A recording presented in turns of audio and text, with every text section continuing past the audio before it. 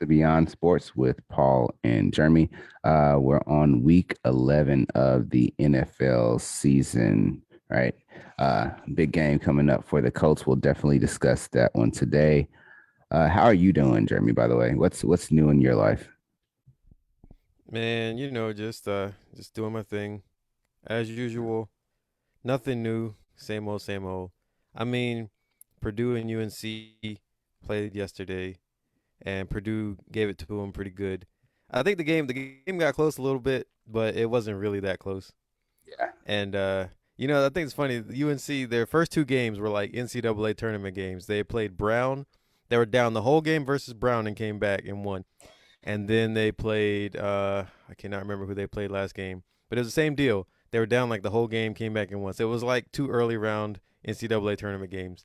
Well, then they played a real team. It was like Sweet 16, and that's what happened to them. So Purdue's looking pretty good. They got a lot of talent. They have their point guard. I said is just like Josh, so I know that you probably like that. Seems like a real springy athlete, Yeah. long. Yeah, so they have some good prospects. I think we're going to be fairly mediocre, but hey, it's all good. Yeah. Ivy's his mom actually Notre coached at Dame. Notre Dame, Yeah. right? And was an amazing athlete herself. So I imagine he got a lot of the talent from her, but she's definitely a beast. So his Yeah. game I'm is sure he had a actually dad too. elevated a lot. Yeah, I'm sure he had a dad. I mean, What do I know? hopefully, hopefully. But you never, What do yeah, I know? you never know, you never know. But yeah, his game's actually developed a lot from this year to or from last year to this year. So I'm excited to see how he's playing and he's really taking over. He's added bulk and he looks a lot bigger. So um, yeah, it's gonna be interesting. Hopefully, he ends up with the Pacers because we need additional help continuously. I'm so tired of this Malcolm Brogdon era. Is and then they keep resigning him. I'm like, this is such a weirdly unathletic ish team that we have put out there, Yeah. which is annoying. But well, Yeah, whatever. but nobody should have to play basketball in college in Indiana and then pro in Indiana. Like that shouldn't be allowed. Let that Well, man free. Let him go play somewhere nah, he's with good. some culture or something. I don't know, man. Sitting in the Midwest all that His time. high school was there. His college was there. Uh, Let him be his free. pro team needs to be there. And the way that the Let him season's go to going, Houston. you never really know with the Pacers. So we'll see. We'll see what happens.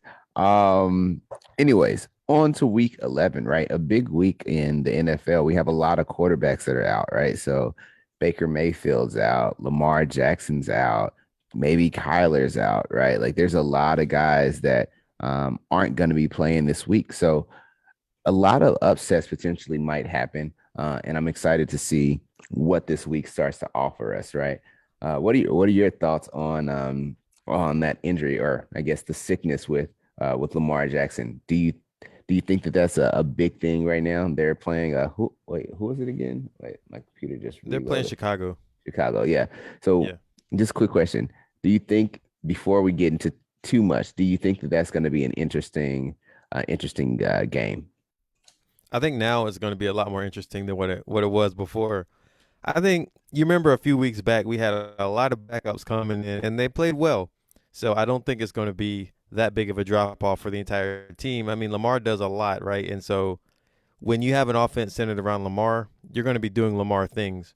Well, now that you don't have Lamar there, maybe you just have more of a traditional offense. But I think that Baltimore can still play.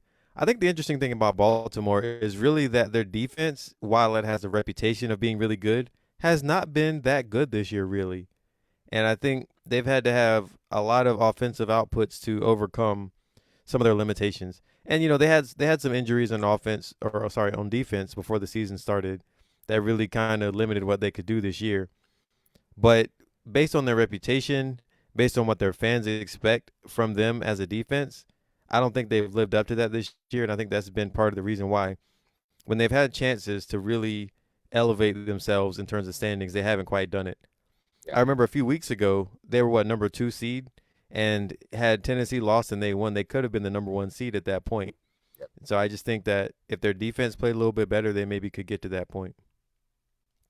Yeah, it's. I think this is going to be an interesting game to see what they do without Lamar and kind of see how much revolves around him. Right, we know that he's the workhorse. We know that he's the guy that is leading their team in rushing Hmm. that helps them out in so many different ways, right?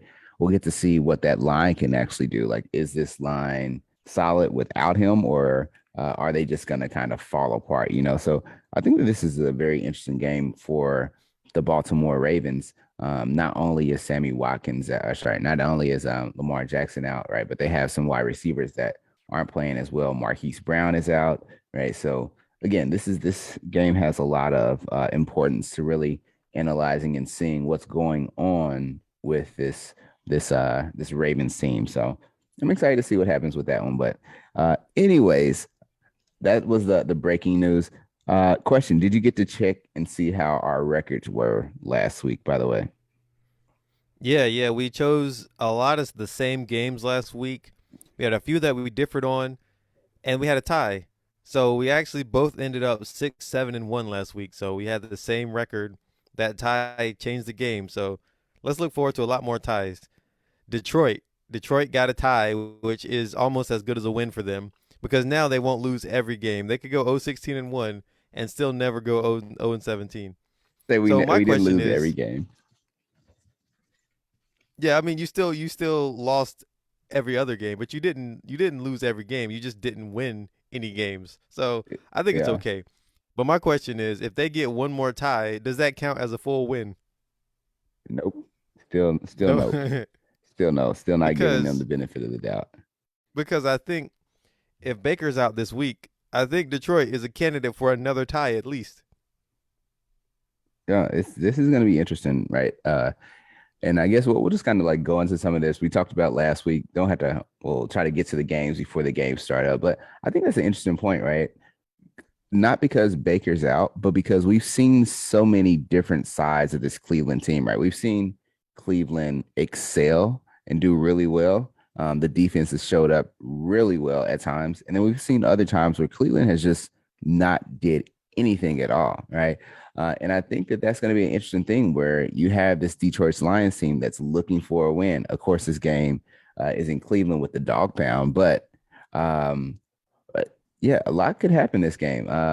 Cleveland's only what 500 right now, 5-5. So this is an interesting one. Maybe I'll try to go with the Detroit Lions on this pick. We'll see. I went with them earlier in this year, and they proved me wrong. So maybe they owe me a win. So I'm gonna cash that in, cash in my rain check. So yeah, maybe we'll see. Maybe I'll do that. But yeah, I think that that's a very interesting point. Do you think that the Cleveland defense can be consistent enough? I know that you're one of those guys that really had hope for the Detroit Lions and what they were doing at the beginning part of the season, some of the hope that they were actually showing, some of the improvements. They just couldn't get over that transition state, right? So what do you think about this situation now? Are they gonna have enough to potentially make this a close game? Like what are your thoughts on that? I think that Detroit can make it close.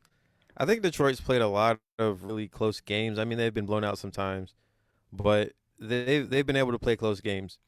I think what you see is that they don't quite have the talent to be that good. But Jared Goff, I think, is out this week. So, Out is he the too. limitation? Do they play different without Jared Goff?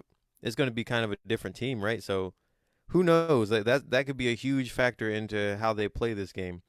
But I Wow. think with Cleveland's defense being inconsistent, that's what we've seen. It's hard to say what team's going to show up any given week. They've had teams where they've just blown out. They blew out Cincinnati when Cincinnati was the darling of the media. Yet they've gotten blown out by other teams where you're like, shouldn't they have won that game? So it's Exactly. not just a Baker Mayfield issue. The entire team is not playing consistently. They're not that consistent at all on defense, especially. So it's hard to say. I don't really trust Cleveland, but we'll see how it goes when it comes down to the picks. But I don't really trust their defense to be consistent. Speaking Yeah. of defense, though, But speaking of defense, and we were talking about defensive, differentials, point differentials. Look at Buffalo's defense. Look at their points allowed per game. They're allowing something like 10 points per game, yeah. something crazy.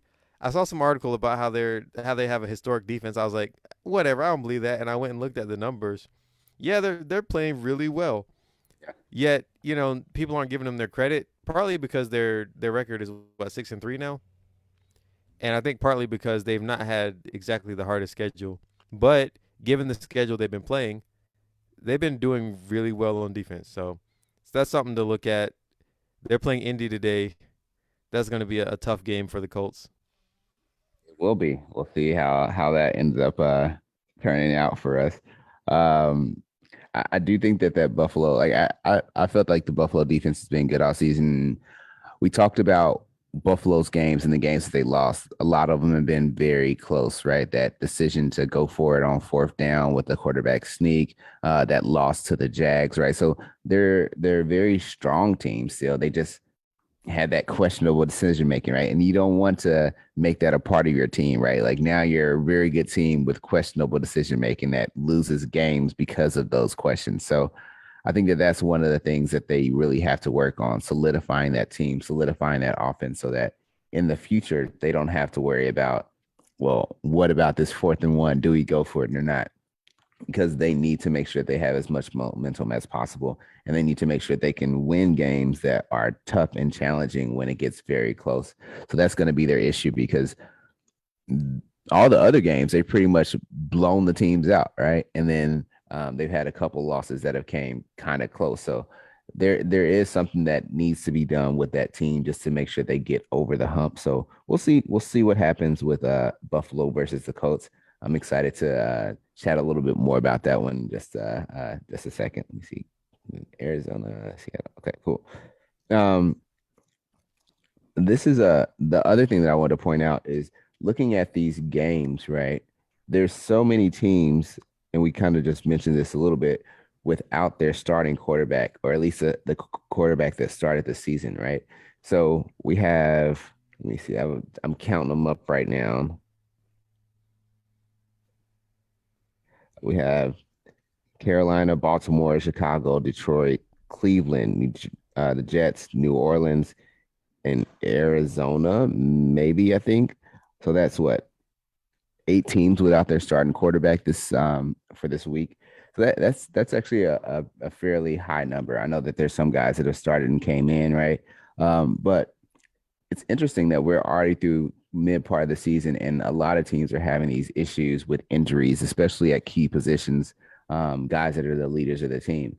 Do you feel like that's going to have a bigger effect for most teams or most backups, like you were talking about earlier? Do you think that most backups should be good? Because Carolina, right? They're starting Cam now. Baltimore is starting.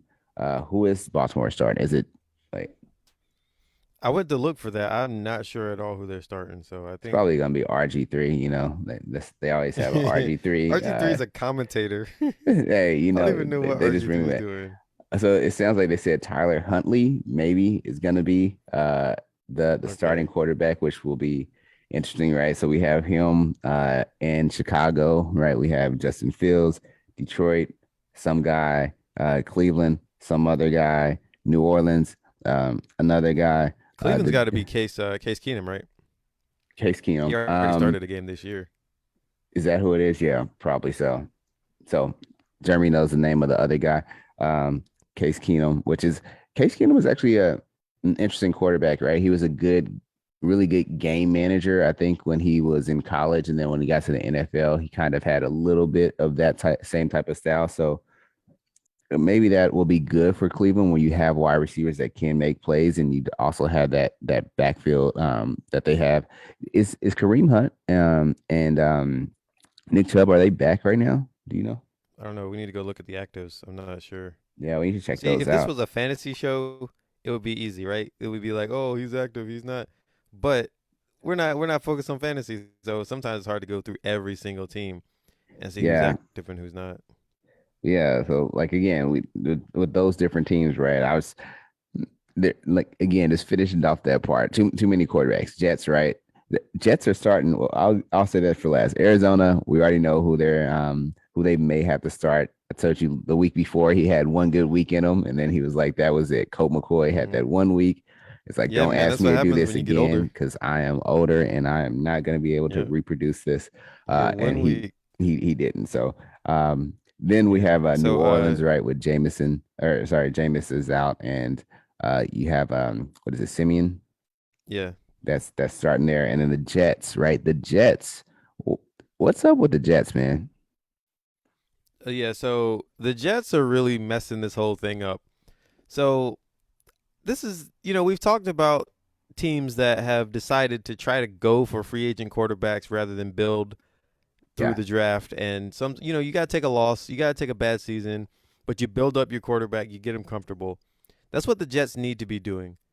And when Zach Wilson was hurt and they started Mike White, that's fine. You had to do what you had to do. Mike White got hurt in the second start.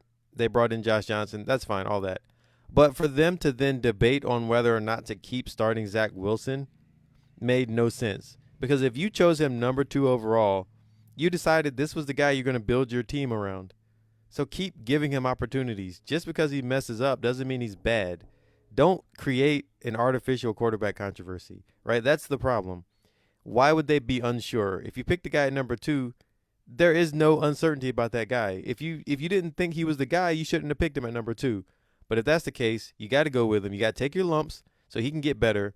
And the next season or the season after that, then you're in a position to contend. And that's what it should be. But going on the larger concept of all these backup quarterbacks, I think most teams don't have a backup quarterback that can lead them to victory. Let's be honest, right? There are maybe 36 good quarterbacks in the league in a sense. Like if every team has a good starter, that's even assuming every team has a good starter. There may be 3 or 4 good backups that are going to be able to go out there and win a game. That's just what it is. So most teams, their quarterbacks are good because they know the playbook. They can help prepare the starter. They're good locker room guys. They're almost like they can be coaches in a sense, right? They're a part of that whole thing. Most of the backup quarterbacks though aren't guys that are going to come in and start because if they were good enough to start, they'd be starting. And we've seen a couple of backup quarterbacks that have risen through the ranks. Like Kurt Warner, I feel like is a really good example because Kurt Warner was nobody, and he came up and he won an MVP, won a Super Bowl, went to another team, took them to a Super Bowl. He's had a great career. I think people like to use the Tom Brady thing, but I'm pretty sure it's a different situation. But there are some backups that rise through the ranks and then become really good out of nowhere. But most backup quarterbacks used to be starters somewhere else, and now they're still around because they know the game, they've had the opportunities to play, and they're just there to make sure that if the situation gets bad, they can help keep it from getting super bad, but they're not yeah. going to win your team game. So that's what it is. You don't expect your backup to be the guy that comes in and wins. And if you do find that guy, then you're just a really good evaluator of talent. And most Wow. teams just aren't. That's a good point. I like that. It actually makes me want to do a little bit of research and kind of look at the backups in the NFL. As far as a quarterback position, there's probably two different types of backups, right? There's the backup in waiting type of guy, the one that has that ability but needs to build up his game. And then there's that backup that is like that game manager. And I wonder which teams are going with those different types of quarterbacks. And uh, yeah, I think that's gonna be kind of interesting because I imagine most of them will go with that game manager, right? You want to have a guy that understands the playbook, understands where people are supposed to be at, understands audibles, understands all that, but maybe his skills aren't to that level. I think that one of the reasons why you can get away with one of those guys for the first week like Colt McCoy, is because people either haven't scouted them, they don't know how they're going to go with the offense, and then after that first week, they're like, okay, well, we have a better idea of this quarterback, what their weaknesses are, and now we can change that around. The other ones are, say, for example, Jordan Love, right? Jordan Love is going to be a backup. He's kind of like the next in line. The Colts have Sam Ellinger or whatever. He's, again, a backup quarterback that's a rookie that's like next in line type of guy as well. So there's also those developmental quarterbacks that have that potential. And I think that when you have those developmental guys that have that potential, once they start showing that they can take over, kind of like Justin Fields, then they get moved into that starting lineup if they are that good and if they're that consistent. So it's kind of interesting to see. So I'll definitely look and see what different teams have what type of quarterback backup type of style, because um, it does kind of change your dynamic with week in and week out if your main quarterback does get hurt. So definitely interesting. I can't believe that. Oh, I was gonna say with Zach Wilson. Again, I wasn't a huge Zach Wilson fan either. Like he's I wouldn't say that he's the same as what is that guy from what is that guy with Atlanta now? Josh Rosen. He's not the same as Oh, Josh Rosen, but similar types of situations, similar types of things, you know.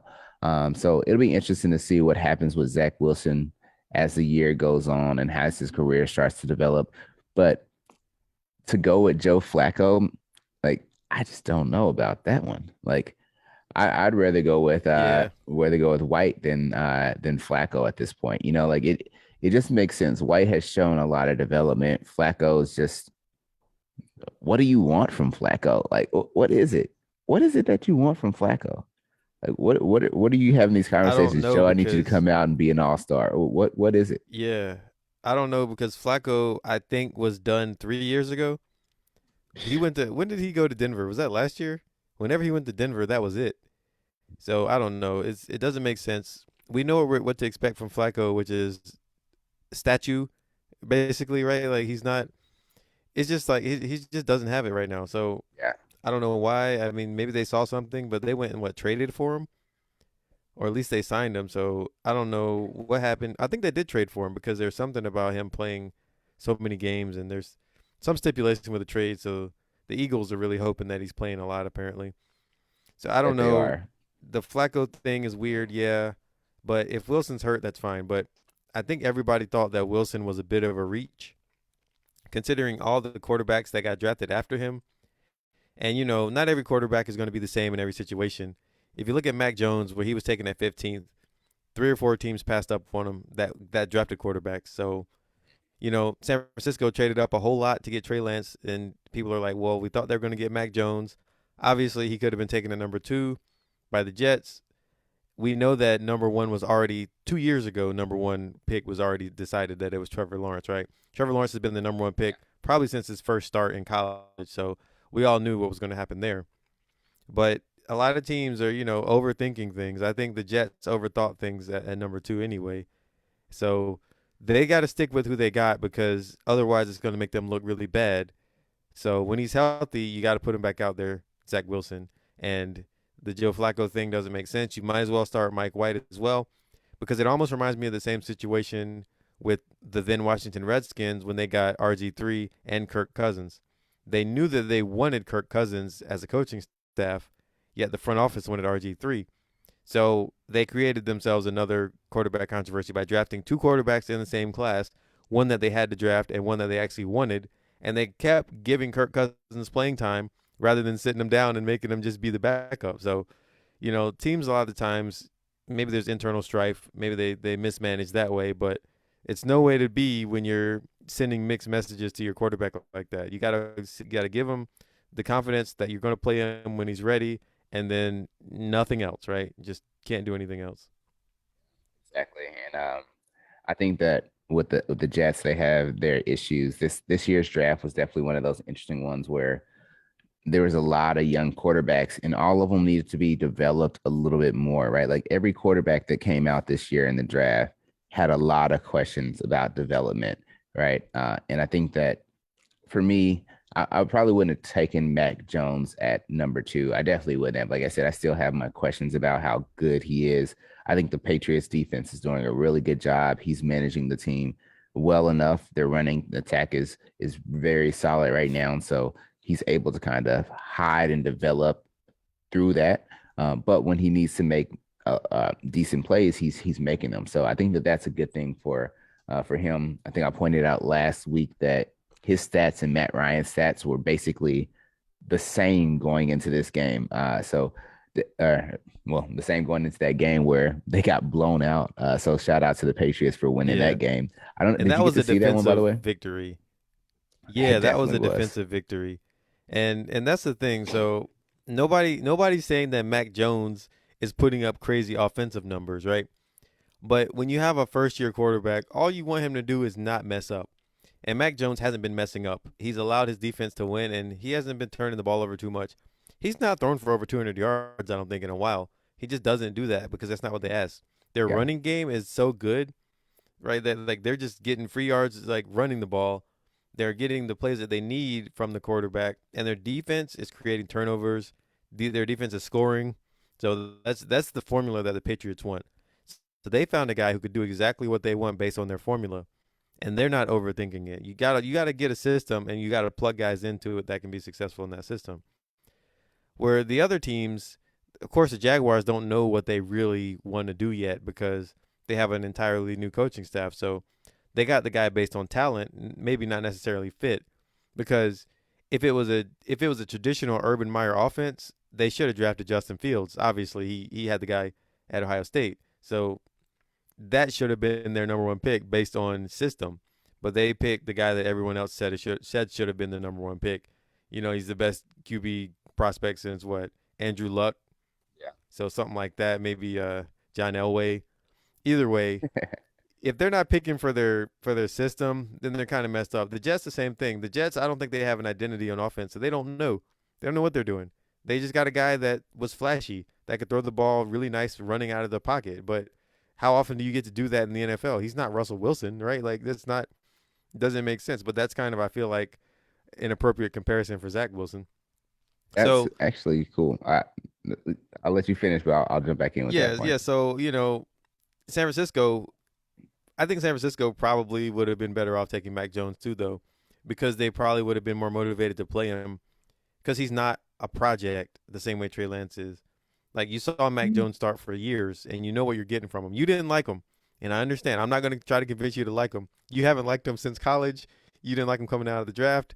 I get it. He's not the most accurate guy in the world. He had a lot of really good wide receivers. He had the Heisman Trophy winner. He had a guy who probably could have been just as good as the Heisman Trophy winner.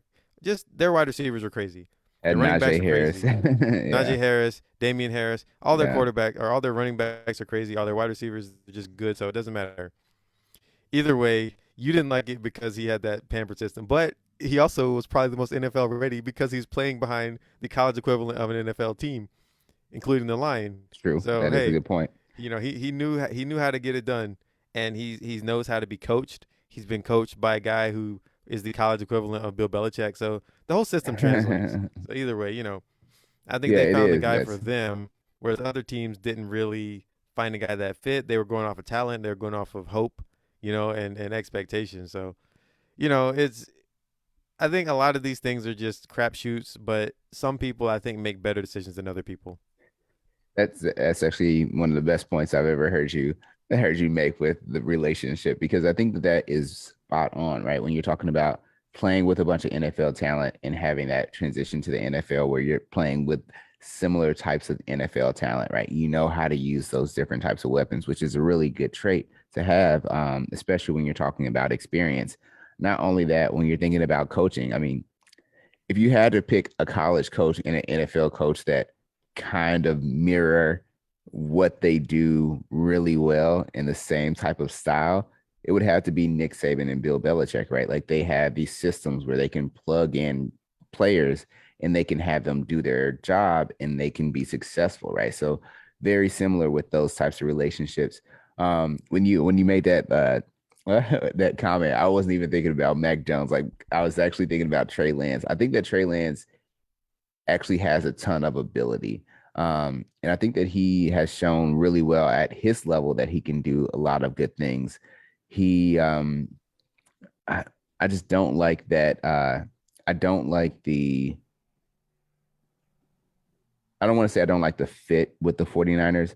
I don't like how the 49ers are planning on using him or have planned on using him because he's a very talented guy. And I feel like there's a good chance that he could have his career wasted by being with the 49ers because they don't I don't know, like they took him very high, but I don't know if they see what his abilities are and what he can really bring to a team. Like his command, his confidence is really an interesting thing. And one of the points that you just made that I liked as well is the Jets didn't have an identity, right? Like they don't have an identity. And a lot of teams, what they use is they use their quarterback to give them their identity.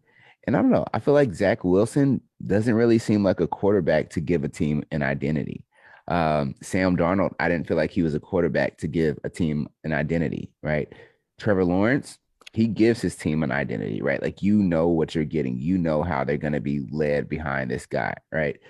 Justin Fields, you know the identity of his team, right? Like he's going to be one of those, like I don't want to say like Donovan McNabb type of things, right? But he's going to be the one that's making those plays. He's going to be the one that's getting those tough yards, that's hanging in there, that's holding on to the ball that his team can rally behind, right? Like you know what your team identity is going to start to become with some of these different types of quarterbacks, and some you don't. So I think that that's one thing that I'll try to start looking at a little bit more. What type of identity will a team have if they take on this quarterback? Because that's a very good point. So hey, Jeremy, you're knocking them out today with these points. So just keep telling them. I'm just gonna keep writing them down. All right. So here's my question though. All right.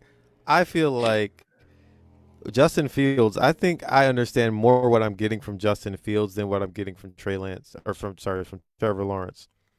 I think Justin Fields is a tougher competitor. I think he looks like he will probably be a better leader. I don't know if Justin Fields will be a better NFL quarterback though, but I feel like intangibles wise, I like Justin Fields better than Trevor Lawrence. I've seen Trevor Lawrence in the games that he did lose in college just seem rattled. He didn't seem like he had his composure. Like when everything was going well, he was playing well.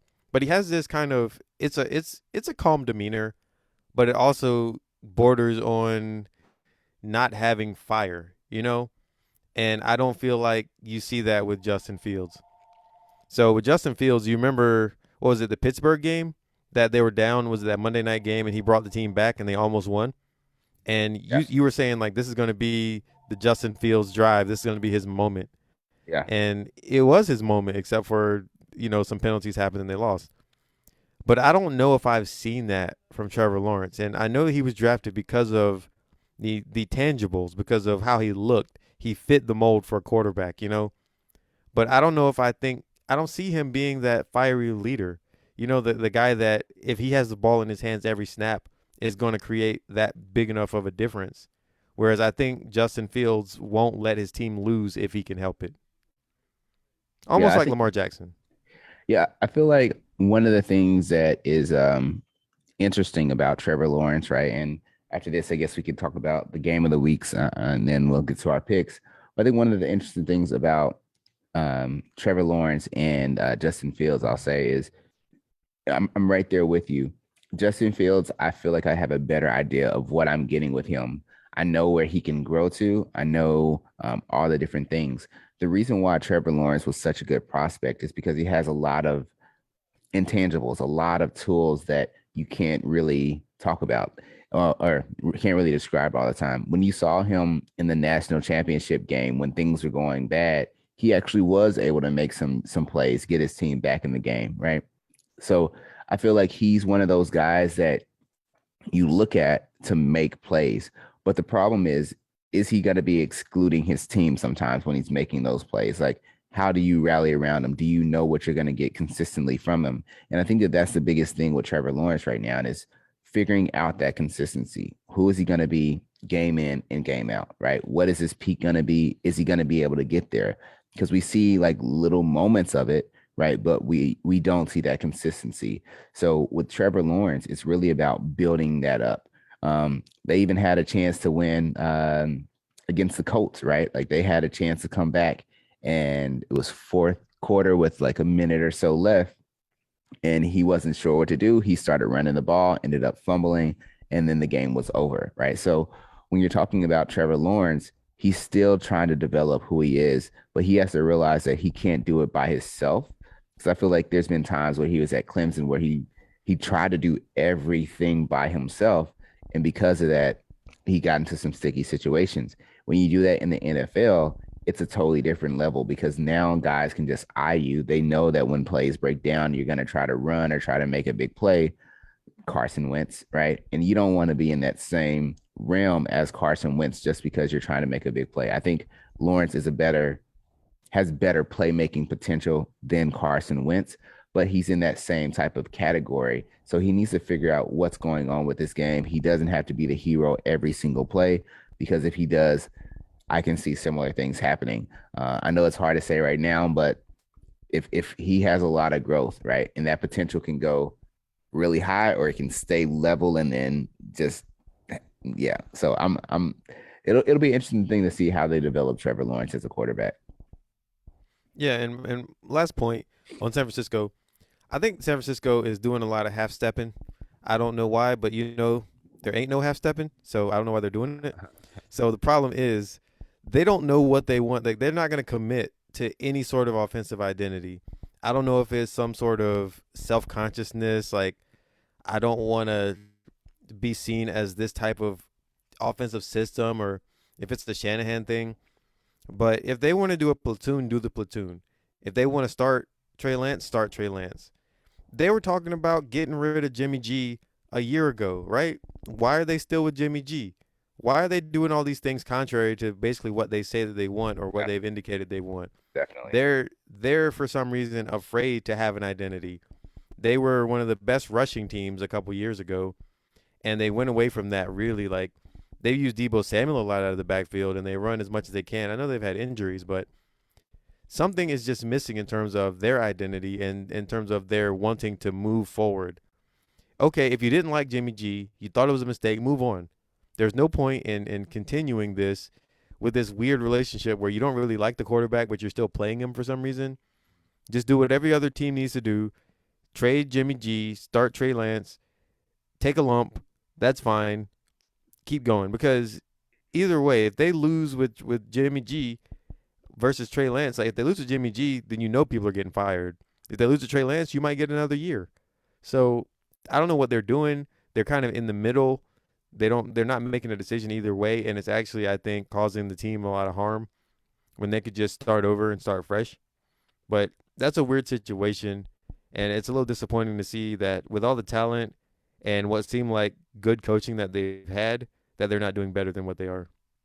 Yeah, I think that the 49ers, like you said, they're just kind of all over the place and they're not really going at I'll say this is how I take it. They're not attacking, right? Like they're not in attack mode. They're in we're we're we're we're playing mode. We're participating mode, right? But they're not in attacking mode. And I feel like that's one of the things that kind of bothers me about them.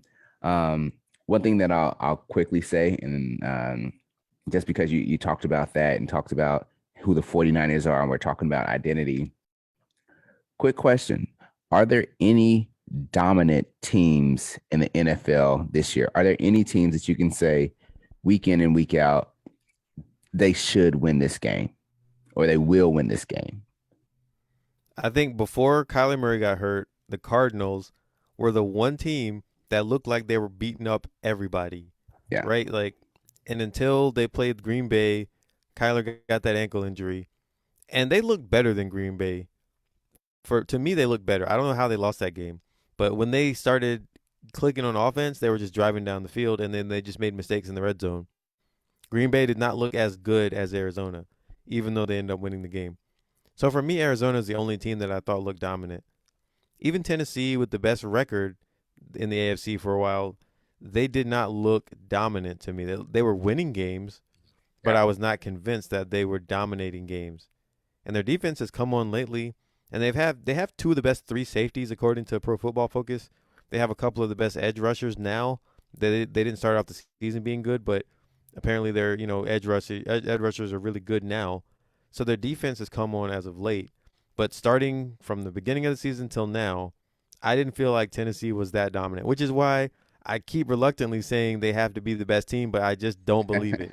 And, Yeah. you being a fan of the Colts in the same division, you're not going to believe it either because you've seen them play and you know that they're not as dominant as it appears that they are. So, Cardinals is the only team that I think has been really dominant. And now that they're not fully healthy, I don't think there's any team. Yeah. I'll echo that point and I'll add the smallest bit is that I think exactly the same way. There's no real dominant teams in the league. Arizona was potentially the one dominant team. And once Kyler went out, that was the same thing. What I want to add to that is the reason why I think the Titans are where they are is because we don't consider consistency a dominance type of thing, really, right? Like we don't think about consistency being dominant. This is something that we do every show. We just kind of do this arm thing.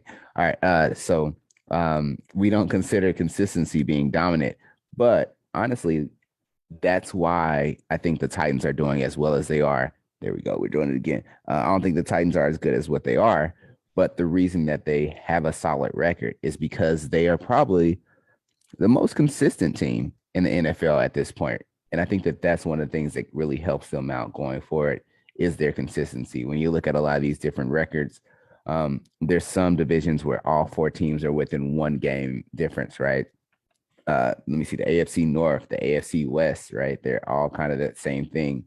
The NFC South, similar type of situation. Even the NFC West is not wide open right now, So there's in the NFC East, that's a big one.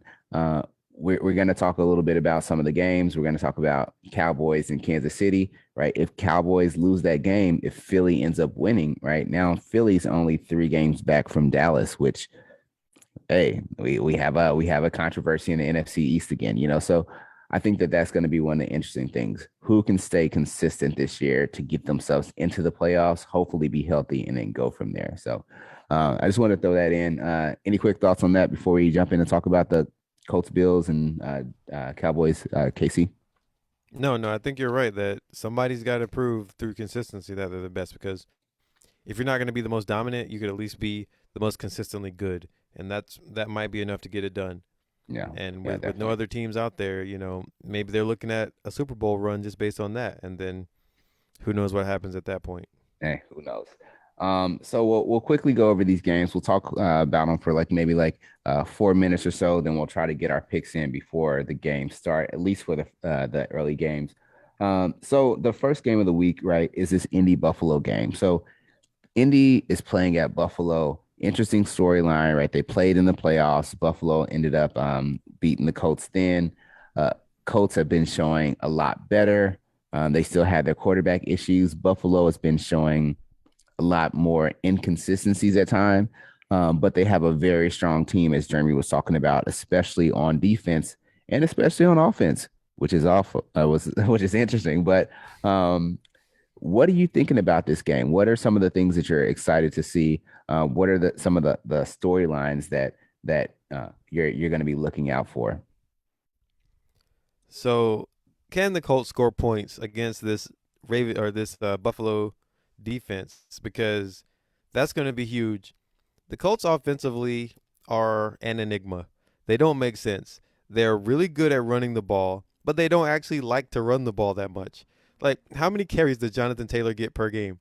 He'll get like 15 carries, 120 yards, and then they just stop giving him the ball. Somehow, weirdly enough, at the end of the game, when a team should be using the run to shorten the game, they're passing the ball. In these weird situations where they could be closing it out, they're passing the ball, keeping the clock stopped, and then the other team has a chance to come back. Just like in their Thursday night game where they were dominating the Jets, and then the Jets made a little comeback, but it should have been not even close at all. So can the Colts score points? Because if the Colts can score points, I think that'll be good because I don't think that the Buffalo offense is as good as it has been. They've been blowing teams out because their defense has been just so good. But I think if you can score points, then I don't think their offense necessarily is gonna put up crazy numbers. So I think it can be close if the Colts can score points, but the Colts have to be consistent on offense. Yeah, I think sorry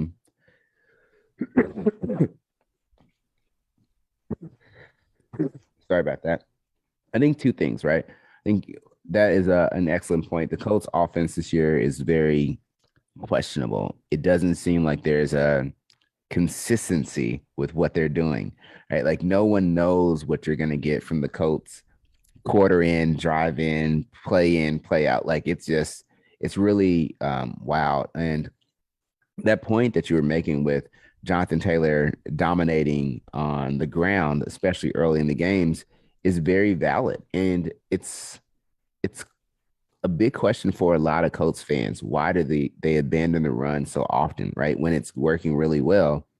And what I think, this is my personal opinion, what I think they're doing is they're trying to justify drafting or trading for Wentz. They're like, we have to give him more time to get his skills together, more time to be in these situations because he's going to need it during the playoffs. And because he hasn't shown that consistency right now, they're like, well, let's get you going, let's get you started. But the problem is that Wentz will never just get started and take that momentum because he's trying to play hero ball. And when you're trying to play hero ball, that means that you're looking for those situations, or when those situations come up, that's the only thing that's going to really define how well you play, right? So if you're trying to play hero ball, you win and you die by those big plays that you make. The problem is that he doesn't make enough of the big ones to account for how bad he's doing. He also doesn't game manage as well because he's also looking for some of those big plays. So it takes a lot away from the offense. So I think that they're just trying to get him more and more comfortable with the system. The more that he's exposed to, the better that they're going to be if they make the playoffs. Still not guaranteed that they will. A good shot, but you definitely don't know. So I think that that's what's going on with the Buffalo team. Again, we talked a little bit about them. Their offense is really dynamic. I think one of the things that kind of hurt them as well on the offensive side is once Knox went out, once their tight end went out, they didn't have that underneath weapon to kind of get them that same type of yardage. I think with him back, he just came back last week. He'll be back hopefully for the next few weeks or so, or for the rest of the season. But I think that having him back helps elevate their team to another level. So I think that's going to be one of the things that helps out. I think the big thing that the Colts need to do more than anything is to frustrate Josh Allen. If you can't get to Josh Allen, if you can't force him to make bad plays, if you can't force him to try to run or go for it on 4th and 1s where he's slipping, then he might just beat you. So that's going to be an interesting thing to see because the Colts are one of the least blitzing teams in the NFL. They have a lot of sacks because of some of the players on their team, but they're one of the least blitzing teams in all of the NFL, maybe dead last. So now when you're talking about a quarterback like Josh Allen that just needs that time, that space to get on a roll, right? He's actually one of those guys that can pick up momentum. Then now it's going to be an interesting dynamic. So we have a blitzing Colts defense. That means that those linebackers, that secondary, that front line, they're going to have to make plays against this tough Buffalo Bills offense. So yeah, I don't know how this game is going to go. It's going to be very interesting to see a lot of different storylines, and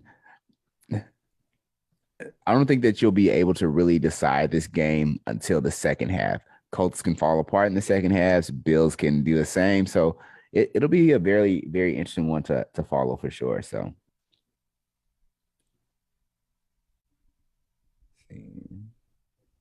oh, that's all. That's all I had with those two dudes. Cool. We have one more. Yeah, we have Dallas and one KC, more. right? Yeah, I was looking at the yeah, so Dallas and KC, right? So Dallas and KC, right? This game is going to be in Kansas City. What are you thinking about this game? What are you thinking about with these two teams? All right. So Kansas City had a dominant 41-14 win over Las Vegas last week. I do not believe that was real. I just don't. I think they had a good showing. I think things worked, but the problems that they had are still there. I just think maybe the Raiders emotionally were just, they finally pooped out. Like they've been riding this kind of momentum in the midst of all the controversy, and maybe it finally just got to them. And maybe what we're seeing is the decline of the Raiders more so than the ascent of Kansas City. So I don't believe that it was a real phenomenon. I think Dallas has been far more consistent all year, offensively and defensively. I think that the problems that Mahomes has, for example, throwing the ball everywhere and not making good decisions, they're still there. He threw a left-handed pass, right, in the other game. So he's still making crazy decisions that just unnecessary. So I think that with the consistency of Dallas, I feel like I would more depend on that than whatever resurgence Kansas City has. Now, one thing I did hear that I thought was interesting is that Kansas City under Steve Spagnuolo always has kind of, or any of his defenses, always take a while to really come together and get the terminology and to learn. And so they're better in the back half of the season than the first half of the season. So that could be something we see where their defense has been playing a little bit better. They played really well against Green Bay with Jordan Love there, and we thought that it was basically because Love wasn't good, but maybe the defense is actually coming together. So that's something to watch. That maybe their defense is coming together. I still don't trust the offense of Kansas City though.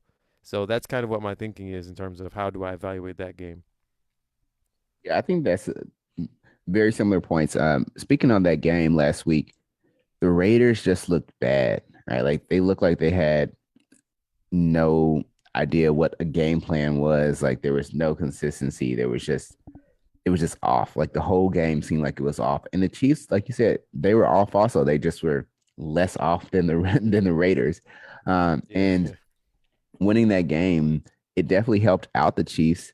But it didn't necessarily show that dominance that we were hoping to see, right? Like there's some people that are talking about jump back on the Mahomes bandwagon, Yancey. But I'm not sure if it's time for people to do that just yet. He's still struggling. He still has issues. They are getting some of their running backs back, right? So they're getting Clyde back, which is gonna add another guy to that backfield. They already have Gore, they have Williams, they have Clyde. So I imagine all those guys are gonna get a lot of run, especially Clyde and Williams. Um, but I do think that they still have some of those issues, and they still need to figure it out. I'm not sure what to make of this Chiefs team yet, but I will say that they have a lot of issues. On the other side of the ball, right? You have the Dallas Cowboys, right? What is your take on Dallas? Are they a good team? Are they a bad team? Are they even going to win the NFC East? I think they're a good team. They just might be one of the lower good teams on the tiers. I don't know if you can call them the favorite for the NFC championship. I think they're the best team in their division in the NFC East. So I feel like they're going to make the playoffs based on that. They just, they're due for a stinker every now and then, which they had when Dak first came back, and maybe that's their one stinker. But again, there's a lot of history with Dallas recent that says that they shouldn't win too many games. And I think that it's an organizational thing that everyone kind of just waits for something bad to happen. I think their fans are also that way. So that makes them, when they are kind of good, that always gives them the ability to lose inexplicably. So I think they're just one of the worst good teams rather than one of the best bad teams, if that makes sense. Yeah, one of the worst of the good ones, right? And it seems like they're always in that area. If you think about it, they're always one of the worst of the good teams, like the worst of the good teams, right? And that's why they lose games that they should win. It's because they're one of the worst of the good teams. It's like, yeah, they have so much hype, but they just can't always come through because they have so many little small cracks in their armor that are able to like um allow or allow things to get into, right? To break them apart, right? So I think that that's one of the biggest things with the Dallas team is that they do need to show up. They do need to win this game. And I know Kansas City hasn't really been doing that well this season, but if Dallas loses this game to Kansas City, again, here comes those questions, right? Because I thought that even last week, right? They're due for one of those losses, right? Dallas is due for one of those losses for people to say, wait, are they going to be good or are they not? And I just pointed out that if Philly continues winning, if Dallas loses a couple of their games, right now we have a controversy because we know how Dallas does later on in the season, and there's always something that's going on in the NFC East. We could see the final game of the season being the determining factor for who gets into the playoffs or who's going to actually come out of the NFC East. So I think that this game is actually very important for Dallas. They're getting back. Sorry, they're that came back last week. Did a pretty good job. CD Lamb showed up again, which is a really good thing. But again, when we're talking about that consistency thing, I still don't think that the Cowboys have that consistency, and that's the same thing that they've shown year after year. And if they don't get that consistency, I don't know what that says. I don't know who that falls on. Is it the coach? Is it the wide receivers? Is it the running back? Is it the quarterback? Who are their consistency issues towards, or is it just a whole team effort? Because they're all of those people have kind of failed them at different points in games. So Cowboys So if definitely your have a lot to team do. if your team hasn't won a playoff game in 25 years, you can't blame that on the players. It's not the players for 25 years. Who is there the whole time? It's the owner. It's whoever he has as his general manager, which is himself. You got to look at it from the top down. If you have a history of not living up to expectations and you've shuffled through players, you shuffled through coaches, then it's not them that's the common thread.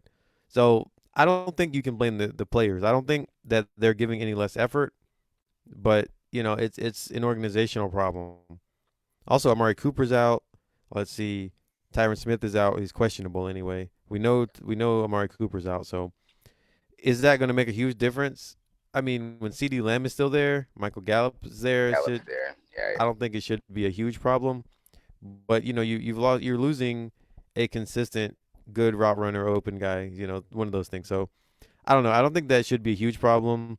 But they have more people out, more significant players out than what the Chiefs do. yeah. And if you need another wide receiver, just have Diggs come on the offensive side of the ball. I'm pretty sure he can catch anything Mm. that comes his way. So, He doesn't um, want to catch the balls from his own quarterbacks, though. That's the problem. so with that said, I think that's a very very good point, and I think that we can go ahead and jump into our game predictions for Week 11 of the NFL season. So let's try to get the first half of the games in.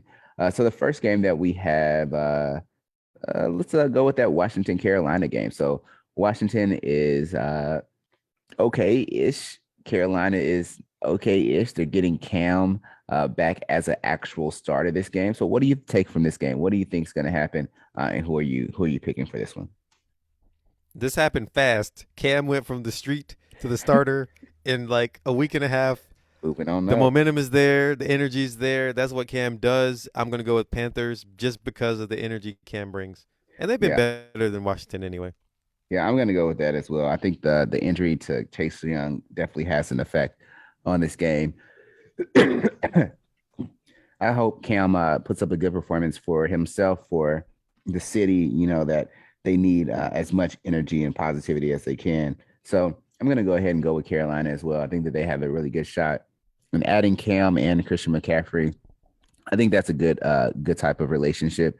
Now, on both of those guys being healthy on the same team, I bet there's going to be some dump off passes, some really nice opportunities, especially for Christian McCaffrey with this more opened up field with Cam in the backfield. So awesome. Um, what about this Baltimore Chicago game? Lamar is out. Justin Fields is playing. It's in Chicago. Who are you taking, and what do you think about this game? You just made all my points there. Lamar's out. Justin Fields is playing. It's in Chicago. I think I'm going to go with Chicago in this one. I get Chicago for some reason. I'm going to be right one time. And I think just with the sudden Jill, I know they've probably been preparing for Lamar, but you can't replace Lamar. I probably argued that it was okay, and I'm wrong. So whatever I said about it, okay, it's not. It's not okay. I'm gonna go with Chicago. Yeah, I'm also going to go with Chicago. Like I said, I'm a fan of Justin Fields. I like what he does. He's a young quarterback that I feel like a lot of people can get behind. He has his issues, but I think that he understands his issues, and I think that he's continuing to try to get better. And that's what you really want, right? When you're talking about an identity, the team is getting better as Justin Fields gets better. So I'm going to go with Chicago on this one. I think that they have a really good shot at winning this game, especially with Lamar and Brown out for the Ravens. What about this Detroit Lions versus Cleveland's game? Cleveland Browns game in Cleveland, by the way. So Baker's out, right? Baker's And out. I think that even though it's at Cleveland, I know Case Keenum is capable. I don't trust Cleveland. I'm going with Detroit again. I'm doing it. Uh, Jared Goff's not here either, so maybe that actually boosts the team. Maybe they get a lift. So I'm going with Detroit. I wanted to go with Detroit too.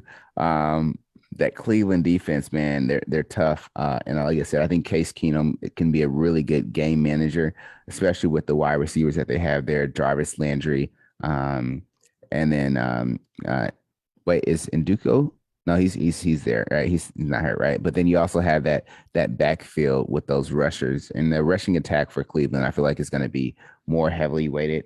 this game than before. So with all that said, I'm going to go with Detroit as well. Come on, Lions, win this one. All right, the next game we have So San did you Francisco, go? You go Chicago? Did you go Chicago. Chicago last Yeah, game? so we're All the right. same. Yeah, this one. And then the next game is San Francisco versus the Jags in Jacksonville. So who are you taking with this one? Is San Francisco gonna show like they showed last week, or are they gonna regress back to who they were before? I think everyone is obligated to pick against Jacksonville, and that's what I'm going to do here. I don't have much faith in San Francisco. They don't know what they're doing. They haven't figured out what they want to do, but Jacksonville is just worse. So I'm going with San Francisco. Yeah, I'm gonna go with Jacksonville. I know Jacksonville eventually is gonna be fun to watch. I'm just waiting for the moment. Like I'm waiting for the Yeah, it was moment that that happens. 2017. That, We'll that see was what that was when happens. it happened. Yeah, so I'm gonna go with Jacksonville over San Francisco. This next game is Green Bay versus Minnesota. So, who are you taking in this game? I think Green Bay is just they're better. Aaron Rodgers is back. I think these rivalry games, divisional games, I think Aaron Rodgers gets really juiced for. I think the whole team does. I think they'll be fine. And is Aaron Jones out though? Because I think he's He out with is. a sprain. But Dylan's been good as a fill-in. I think they can find enough to make up for that. Whereas Minnesota, while they're good, Minnesota has a tendency to lose the big games. I feel like the important games, and so I wouldn't put much faith in them to win this game. So I'm going to go with Green Bay. Go with Minnesota. I'm just gonna might lose I know they're again, but supposed I'm to be gonna go with what you Minnesota. got them to win 15 games or something this year. Well, again, like I said, they're 15 or 18 points away from having a perfect season. So they just keep Yeah, losing those close yeah, games. And it's in Green Bay, which gives Green Bay the edge. But, these rivalries, they add another level to the competition. I think that Minnesota has enough to compete. I'm not sure if they have enough to dominate, but I'll take my chances with them in this game. This next game, I'll start out Miami versus the Jets. The Jets, I'm not going to go with Joe Flacco, so let's just hit up Miami for that one. All right, cool. What about you? yeah. I agree. The Jets are just they don't know what they want to do either. They have an injured quarterback, but why are they starting Joe Flacco? I don't know. Let's go with Miami.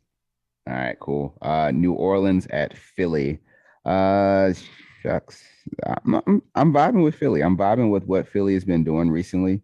I like how their team has been coming together. I think that with a lot of the guys on New Orleans being hurt, it just kind of makes you question where this team is going to go and how they're going to be able to put together a season. Even the first start of the season, they started out really hot, but I'm not sure how they did it consistently, especially with Jameis doing underneath 100 yards and 5 touchdowns in a game or whatever it was, So I think that Philly has a better team than New Orleans has at this moment. So I'm going to go ahead and go with Philly on this one. Yeah, Philly's been one of the better offensive teams in the last couple of weeks. Their run game has been crazy. They've just been able to do what they wanted, and that comes from having Jalen Hurts as your quarterback. I know you don't like it, but he helps that offense be hard to defend. New Orleans is built on its defense, and it's just that's why they've been able to win and be as successful as they have been. But I think that Philly is going to bring enough trouble to them on defense, and then offensively, they've just not been able to really open it up all season long, and they've been snake bitten in general. I feel like with just injuries for the last several seasons. So I'm going to go with Philly anyway. I'm with you on that. Next game, Houston, Tennessee. I'm definitely going with Tennessee. I don't even think I need to talk too much about that one, but I'm going with Tennessee for that matchup. Yeah. Also going with Tennessee. It's just too bad this whole Houston situation. They need to really get closure on the Deshaun Watson stuff. So I hope that happens at some point. But I'm going with Tennessee too. Awesome. So we got through all the games for the first part of the half, besides the Indy Buffalo game. We'll talk about that in just a second. Cincinnati versus Las Vegas. This game is in Las Vegas. Can Las Vegas bounce back? I know they had that 1 week off. They're coming back out with a new energy. Are they refreshed, and do they have enough to beat the Cincinnati team that has shown that they have been both up and down at times? I'm going to go with the idea that Las Vegas is just really emotionally tapped and that they are done emotionally. Cincinnati started off really strong. Cincinnati has some sort of confidence, I think, and I think they're in a better place right now than Las Vegas is. So I'm going to go with the Bengals to win. going with the Bengals as well in this game. And I think Cincinnati again, like I like their team. I like what they're doing. They just need to show up a little bit more. And then the Arizona versus Seattle game. So this game is in Seattle. We already know that Kyler is not going to be playing. DeAndre Hopkins is not going to be playing. So what are you thinking about this game? Does Arizona's defense have enough to beat this Seattle team with Russell Wilson coming back for what, the second week now? Yeah, so I thought that initially I was going to go with Arizona, but I think Kyler not playing, I think last week we saw that Colt McCoy maybe, he just doesn't have it for a multiple game span. Yeah. And Russell Wilson, I don't think can be as bad as he was last week. So I'm going to go Seattle thinking that they're going to be a little bit healthier and more clicking on all cylinders than Arizona will with their backup. Also choosing Seattle for this game. I think that Seattle is going to come along and hopefully get back to that form that they showed at the beginning of the season where they were beating the Colts. They had a more consistent offense. They had this new offensive coordinator that had them playing a better style of football that worked towards consistency. So I think Seattle might have the advantage here. That Arizona defense is still tough, but I think that without that offensive identity, parts of them fall apart. They're on the field a lot more often. They have to make more plays, and that hurts their defense a little bit more. So I'll go with Seattle. The next game that we have is Pittsburgh versus the Chargers in LA. So what are you thinking about this specific game? I think Pittsburgh, I don't know how they're winning games at all. And, last week they had Mason Rudolph. So I'm not sure if Big Ben's playing this week. I think he probably is, right? Because Yeah, I I'm think going to he's assume he's playing. playing this week. Yeah. Regardless, I still like the Chargers a little bit better. So I'm going to go with the Chargers because I think they're just a better team. And, Pittsburgh, they do really well to stay around 500. That is Mike Tomlin's calling card. He'll never finish below 500. They got the tie so they can finish 8-1 this year. It'll be perfect. So they're going to just stay right at 500, but they're not going to win this one, I don't think. Yeah, this one's kind of interesting for me. If this game was in Pittsburgh, I feel like I'd definitely go with Pittsburgh. The big thing with the Chargers is that they haven't been consistent throughout the season, right? Like they have a team with a lot of potential, but they're falling apart, right? Like there's always these seams in their offense, and they need to figure out what's going on with the offense. The defense doesn't necessarily hold teams down or anything like that, so it's definitely going to have to be on the offense. Sometimes they click, sometimes they don't. I'm going to give them the advantage of that while they're at home. So I'm going to go with the Chargers as well. What do you think about this New England oh, sorry, we did New England Atlanta, right? So we both picked New England for that one. So let's go to Yeah, our that games was of the week. offline. Oh yeah, that was Yeah, that was offline. So offline. No one heard. so The last one, we Giants had. at Tampa Bay. Oh, did I forget that one? Okay. It's not really worth mentioning, I don't think. Actually, with the way Tampa Bay's been playing lately, I don't know. I don't know, Yeah. but I'm gonna go Give me Tampa the Bay for that Giants. one. I'll Yeah, I'm take the gonna go Giants for Tampa that Bay one. for that one. So I think Tampa Bay's still a better team. I do The too. Giants have some fight in them, but the Giants, they I just don't think that they have as much talent. And Tampa, even when they have injuries, they still have so much depth that it's okay that and then they can still pull it out. So I'm gonna go with Tampa Bay.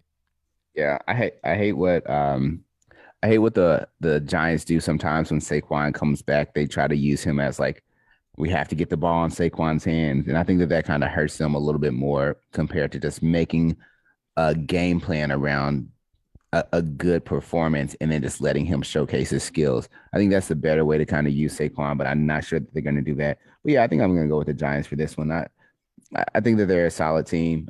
They have their issues, but Tampa Bay does as well. So, yeah. So now to our games of the week. We'll start out with this Dallas Kansas City game. So Dallas Kansas City is going to be in Kansas City. Uh, what do you make of this? This is a weird game. I'm definitely going to try to tune into this one to see how both teams play. But what are your thoughts with this Dallas Kansas City game? Who's going to win and why? I said this earlier that I think that what we saw from Kansas City against Las Vegas, I think it was kind of a fluke. I don't think that one game can tell us that Kansas City is back offensively. So I'm not going to put my faith in that performance. I Yeah. think Dallas has been more consistent all year long. They had a dud a couple games ago, but they rebounded. So I'm gonna go with Dallas. I think regardless of where the game is, I think Dallas is better. I'll have you know that Kansas City is a 2.5 point favorite according to the betting line. I think so. For some reason, people think that that home field advantage will help them win the game, but I still think Dallas is better. I think they'll win. Yeah, I think that Dallas is inconsistent. I think Kansas City is super consistently bad, actually. So it's kind of interesting. But I do think that Kansas City, mm, I think Dallas falls apart enough for Kansas City to win this game. So I'm going to go with Kansas City. I'll put it that way. The last game that we have, and probably the biggest game of the week, is Indy versus Buffalo at Buffalo. So, yeah, Jeremy, I'll let you start with this one. Who are you picking? Do the Colts have enough? Is Buffalo too strong, especially at home with that defense? What are you taking? I'm gonna say something crazy here. I'm gonna go with the Colts here. I Awesome. think the Colts are a little bit like I think the Colts are kind of desperate right now for wins, right? Like, and not in a bad way, but like hungry. You know, I don't know if Buffalo is that right now. I think you've seen kind of New England's been surging. I think they feel that pressure, but I don't know if they can sustain, if they can come out with that aggressiveness, and just be as dominant as they were earlier. You've kind of seen some of the flaws I think with them where offensively they just haven't had it even though their defense has been good. So Yeah. I think Indy can formulate a game plan, can stick with the run, can kind of punish Buffalo, I think. So I'm going to go with that. Yeah, so I think this is going to be a tough game. I think both teams are really solid. But yeah, um, I think I'm going to go with the Colts to win. I'm going to go with Carson Wentz to lose. So yeah, so let's represent the Colts. Let's see if I can get it done. It's almost. Cool. I'm going with the Colts. So Colts to win this game. Lost my mic filter, but yeah, I'm gonna go with the Colts. I think that they have a solid team. I just hope Carson Wentz doesn't do anything stupid to cost his team the game. So you have our picks for this week. We'll see how they turn out. Are you watching any of the games right now, by the way? Yeah, I'm watching the Carolina Washington game. Oh, So nice. Carolina is driving right now. Cam looks decent. He tried a little read option play, got to the corner and was about to get tackled, so he slid for negative yards. So, maybe Cam don't have that burst that he used to have, but they've actually been going up and down the field really well. This is a really nice drive that they've had. Yeah. They've used McCaffrey out of the backfield catching balls. They're kind of bringing people going across so that Cam sees them and he's throwing to the outside. I think they're playing to his strengths. I think it's been a good drive so far, and I like what they're doing. So, hey, Cam just had like a fake run where he started to run. They thought it was going to be a draw, and then he just threw it and hit DJ Moore for a touchdown. So I think the offense is looking Cam. good right now with Oh, Cam. Cam. Oh, Cam. I don't know what that dance was, but we'll take it from there. All right. Hey man, shout So out Stuart Scott, shout out. another Tar So Heel. so ooh, last thing, right? Really good thing. I think the Colts right now are actually looking pretty okay-ish. They are on the Buffalo Bills 3 yard line trying to go in to score. Jonathan Taylor just rushed in for a touchdown. So he continues his dominant ways Hey on man, offense, and they've scored the funny thing was, so Jonathan Taylor tied Derrick Henry after 2 extra games, right? So he's like Jonathan Taylor's going to win the rushing crown, I think, this year. But he was like 2 games behind Derrick Henry when he got hurt. That's just crazy how good Derrick Henry was playing before he got hurt. I say more or less it's crazy how much Derrick Henry was being used before he got hurt. Hey, he If had to be effective though. He still hey, had to be effective. I mean, that's the thing. Like, if Taylor, I'll say this: if Taylor would have had as many carries as Henry, he would have been at same level. So it's just the Colts, man. They have their issues. So the Colts are up 7-0 with 9 minutes left in the first quarter. Yeah, That but means they're that they're never gonna run definitely the ball gonna again. lose. That means Yeah, they're definitely gonna lose. Like that they're like, oh, means we got a rushing touchdown. We're not running the ball ever again. they're like, yeah, we've already showed our dominance with the running game, but we don't need to do anything else now. Our dominance is established. So Yeah. So first of all, good for the Colts with that win or that touchdown. I want to see how they're going to look on defense. So I think that's going to be the big thing, especially going Yeah, against this Josh Allen team. Um, Colts have I'm had a looking a little lot bit of at issues with this. secondary. So I'm looking a little bit at this Chicago game too, at mm, the Bears and the Ravens game. yeah. And Justin Fields is looking like a young Mitch Trubisky out there. He's looking good right now. Told you, I like Justin Fields, man. I like what he offers. So we'll see if how he can do. Ooh, do have something. Sorry. Uh, so I'm trying to see if I can get my things set up real quick. Maybe I'll check out some more of these games in a second. Oh, I was gonna say, yeah, dude. What? Side note, not necessarily football related. What do you think about Davis so far for UNC? How do you think he's coaching? Are you excited with the energy that he's bringing? We definitely have a different Davis than what you had when he was a commentator. But what do you think about him and what he's done with UNC so far? Do you like how he's putting together that team? I think so far so good, but my issue is there's going to be a lot of big man threes and a lot of stretching the floor in a way that UNC doesn't normally do. Yeah, Normally, Roy Williams especially loved two bigs. He loved to have the high low kind of game with the bigs.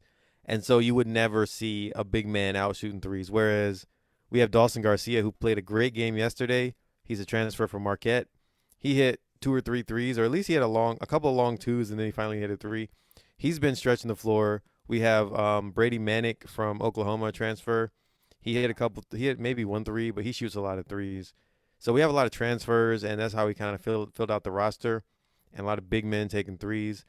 Not exactly a fan of either of those things, but I understand when you have kind of a short notice, you got to do what you got to do to fill out the roster and get the best players possible. I yeah. I think think go our ahead. tempo is not as good as it has been, Mhm. and our our point guard, who's supposed to be kind of leading the charge, right? Our point guard has to be our best player if we're going to be good. And so Caleb Love is our point guard. He's a big point guard. He could just do a lot of damage if he's aggressive, but he's been shooting more threes. I think our team in general is going to be shooting more threes, which doesn't play to our strengths. So Caleb Love had a terrible game yesterday if you watched the game, and that's partly why we lost. Armando Bacot was terrible yesterday, which is partly why we lost too. Those are our two most important players. But in general, I think we're shooting too many threes. I think Caleb Love is not being as aggressive and leading the push as a good Carolina point guard should be. So that's kind of makes me a little bit worried that we're not going to be great if we're not pushing the tempo, if we're not having our point guard lead the charge the way he should be, and too many threes. I like what you guys are doing. I feel like the three was one of the things that where it was able to keep you guys in there, but not necessarily the three that you guys were calling as far as the plays, but more of Purdue being out of position sometimes and having our huge center not being able to guard on the perimeter and not thinking Ridiculous. about guarding on the perimeter, right? There's a lot of Yeah. opportunities for teams to hit open threes. So I think Purdue did a really good job. And I'll say this, I think Purdue's team this year is probably the funnest Purdue team that I've watched in a long time. I like the beat that they play at. It's not necessarily the constant screen passes or just the those are so annoying. And we have guys that can do things at different levels. Like we have shooters that can pull up from anywhere. We Yeah, have Peja guys that can Stojakovic. yeah, Sasha. I Yeah, believe we that's his have name.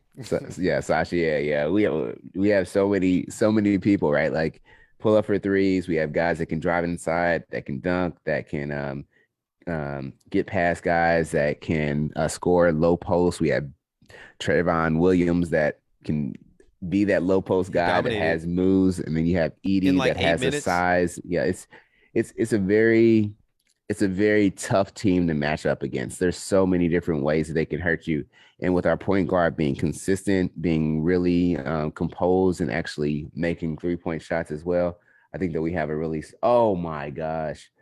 Speaking of Garoppolo, he just missed Wilson for a wide open pass in the end zone. No one was around him. That was an easy touchdown. My gosh, what is going on? Trey Which Lance wouldn't Wilson? have did Jeff that. Wilson?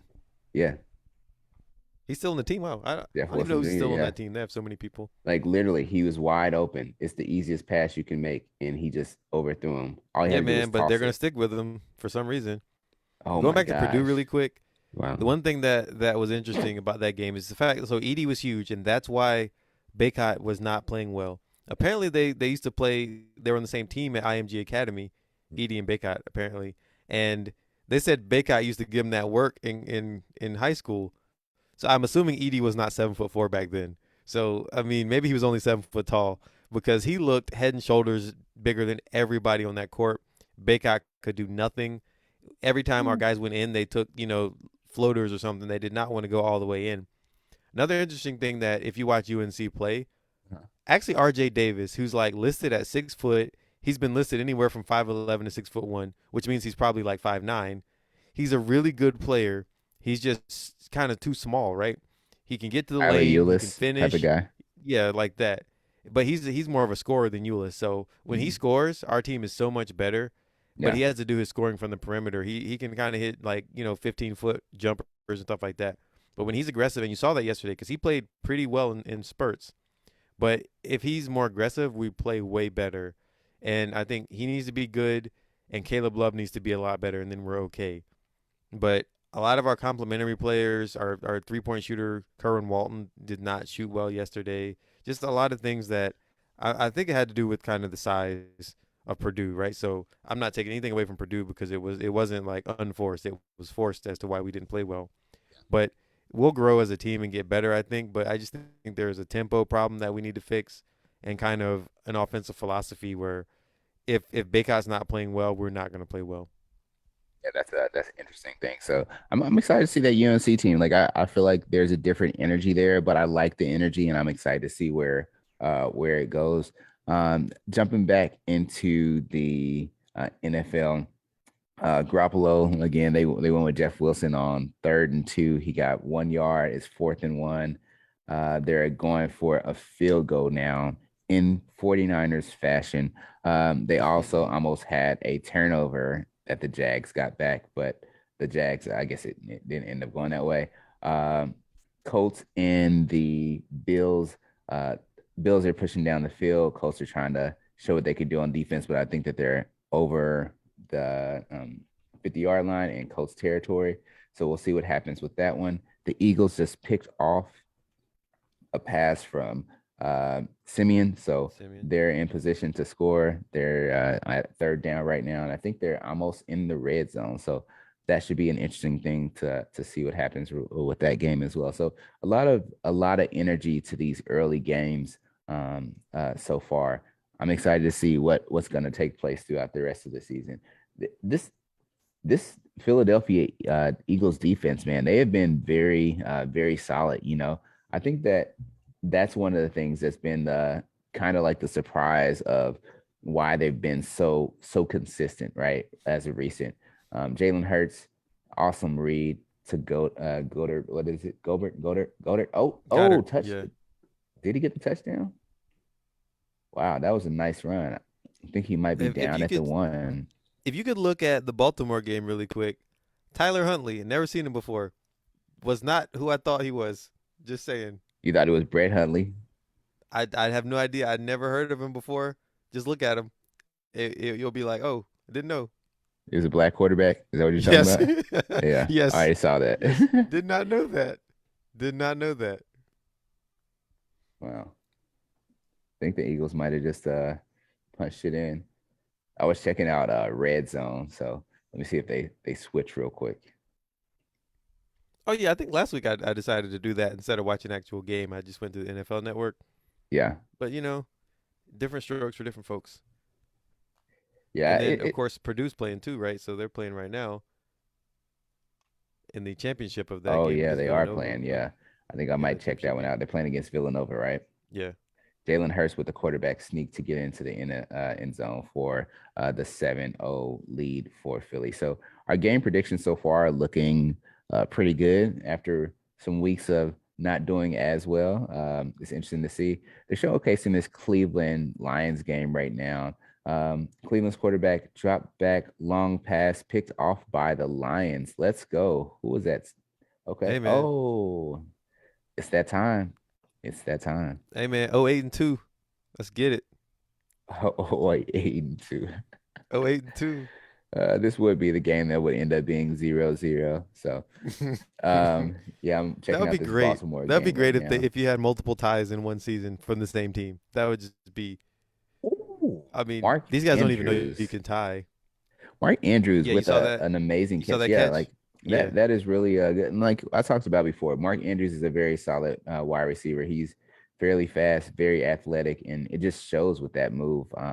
Being able to extend fully to bring in the ball, that's really nice. Uh, Yeah. No, there's a lot of tight ends that are that same kind of athletic mode, like Kelsey, right? So mhm, Kelsey, Kittle, Pat Fryermuth. I saw him play. He's just like those guys too. yeah. Gasicki from Miami. There's a Mhm. lot of those tight ends that Granson, are Colts have one that he's developing as okay. well. Mo Alley That are Cox, like the six same. Yeah. six probably and athletic that Hmm. move really well. Yeah, there's a lot of these guys now that you didn't used to see that. Even Yeah. Gronk is a different beast because Gronk I don't think moves as well like laterally, but Gronk is pretty fast straight ahead. But Yeah. I I think think those that's different guys like Kelsey is a different, you know what I mean? Different type because mhm. he can move so well laterally. Yeah. And then he said Gronk. I think biggest thing with Gronk is that he has a lot of oh, Colts with the interception. Let's go. There we go. Colts got an interception on 3rd and 18. So shout out to them. George Odom back there playing safety for the depleted defense right now. But yeah, I want to go back to that Gronk thing. I think Gronk is um, a very agile type of guy. And what Gronk allows a team to do is, even though he is not necessarily quick, he catches balls. He has a big wide frame that allows him to block off people.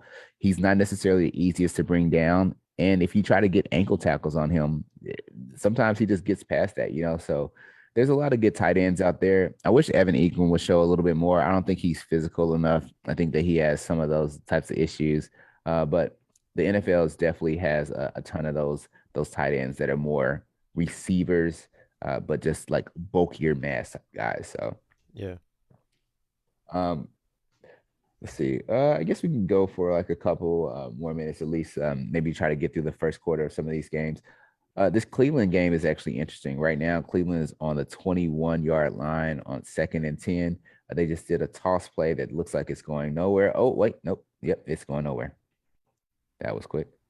Miami just threw an interception, so the Jets had the ball on Miami's territory, going in to try to rush Michael Carter with a long run. Is he gonna take it to the house? He's Michael Carter, he's fast. That's what he does. So at a UNC, him and Javante Williams, I always thought Javante Williams was a better running back. He had better quickness. He mhm, could see the hole better. But Michael Carter was faster, right? So like if yeah, Michael Carter hit the open field, he's gone. But just like Javante Williams, I think has better instincts as a running back. yeah. Javante Williams is definitely a good running back. I think he's might be out this week. Oh my gosh, are you kidding me? Yep, Lions are still Lions in the red What did they zone. do? Easy pass through an interception. Really? A bad interception. Oh 8-2. Oh, 8-2. I told you this would be the game that would be 0 versus Oh 0. wow, yeah, he just threw behind the guy too, huh? It was just a bad, Yeah. yeah. I think he must have thought the wide receiver was going to do a comeback route. But that's what you get Like a when you have little these. Eli Manning. Little Yeah, Eli that's Manning. that's Ah, oh, come on. Ah. that's what you get when you have these backups playing, right? You don't have that consistent timing with the wide receivers, and this was a running back, Yeah, no, so he it wasn't there even a was wide no reason receiver. for him to throw that pass where he threw it. All right, Jets trying Hold to go on. in to tie it up against Miami 7-0 right now, but they got stuffed. So 2nd and goal for the New York Jets. We'll see if they can push it in. Like I said, the Jets are going to be interesting. If they win this game, I think a lot of it's going to be through the ground, but who knows? Maybe you're going to get a throwback Joe Flacco, um, throwback good throwback Joe Flacco performance since he has so many inconsistent performances in the past. Joe Flacco is such a weird quarterback to evaluate because when he first started, he had that streak of like 5 straight playoff appearances, which was some kind of a record, and then they ended up winning the Super Bowl, Yeah. and he had that just run where he was just throwing deep passes to Anquan Bolden, was it? Like the whole time he was just airing it out, Yeah. not caring about anything, and it made him look really good, and he got the huge contract, but he was probably never that quarterback before, and he definitely wasn't that quarterback after. You know what I mean? But he still gets a lot of praise for that. Weirdly enough, like Eli Manning, I feel like is more harshly evaluated than a lot of quarterbacks, like especially someone like Joe Flacco. Eli Manning, who has two Super Bowls and two Super Bowl MVPs, I believe, still doesn't get that same kind of love, even though he at least had the two magical runs, whereas Flacco might have just had the one. Yeah, I think the big thing with Eli, um, being in New York, every moment is a big moment. So every time that you fail, it's highlighted. Like every time that it's a third down and long, everybody remembers, right? Because that's New York for you. Joe Flacco is slow. Joe Flacco is so slow right now. The Jets just blitzed Isn't that what him. we said to expect? I said a Dude, statue. I like Jets saying just that blitzed him he's up the middle, and statuesque in the pocket, but like, he just took a mean hit right at the middle from a safety blitz, and it caused them on to fourth down. please. Fourth down. Joe Flacco got it in. Look at that. There we go. Look at Oh, you're that. ahead of me, man. You're spoiling it. Jamison Crowder and the end You're zone spoiling it dance. for me. Look at that dance. Is he on his head? Hey, man, just That's just a nice you're ahead spin. of me. You're ahead of me. Let me see it when it happens. I'm just adding on stuff now. Let's see what happened in this play. I think the Dolphins feel like they're gonna just blitz Joe Flacco as much as possible. It looks like it might have been like a little pick route to the outside. They made an easy pass for Joe Flacco to complete, Yeah. which is really good, right? You want to make sure that you get your backups easy passes um, that they can actually. Oh shoot, that they can actually complete. So, Mhm. uh, They have the little fantasy thing. They just messed up the fantasy stuff because Jamison Crowder has 1.9 fantasy points somehow with a touchdown. yeah, Everybody has 1.9 fantasy points. All right, here we go. Look at that nice little play. There we go. There we go. Look at that. Look at that. Look what the Colts are doing. oh, there we go, Taylor. There we go, touchdown. There we go. So again, that's one of the things, right? Is that, like I said, I think that the key to the Colts is really Jonathan Taylor, right? Like he makes them go. Like as much as Yeah. Carson Wentz did with passing that ball, he did nothing. Um, No, so wasn't a good pass. It was he There's did nothing good nothing. about the pass. It's just great after the catch. Yeah, and the guy that I'm playing in fantasy just picked up Carson Wentz, which it's like but to get a touchdown off of Jonathan Taylor is whatever. Bum. Sorry about that. Hold on a second. All right, cool. Carolina is going down again to try to score. Oh, I don't know. Carolina just got Oh, fumble. a fumble. Yeah, it's just a Oh, fumble recovery. man. And that's one thing that you notice about Gibson. Oh, there we go. Jordan Jefferson touchdown. Let's go, man. That's what I'm talking about. What up? Please say that was a touchdown. What's going on? Why didn't call a touchdown yet? So Mm. the Vikings are trying to pull ahead of Green Bay right now, which is awesome. Jordan Jefferson, man, he is a beast Yeah, as day a wide one, receiver. day one, which is Dude, crazy because I always thought like, all right, I thought he was just like that good, but Chase was always better than him in college apparently, right? Because Chase got all the awards, and they were the same team. No wonder why that team didn't lose. And Jefferson's just been that good from day one in the NFL, which is crazy. yeah. Well, more like day five or something.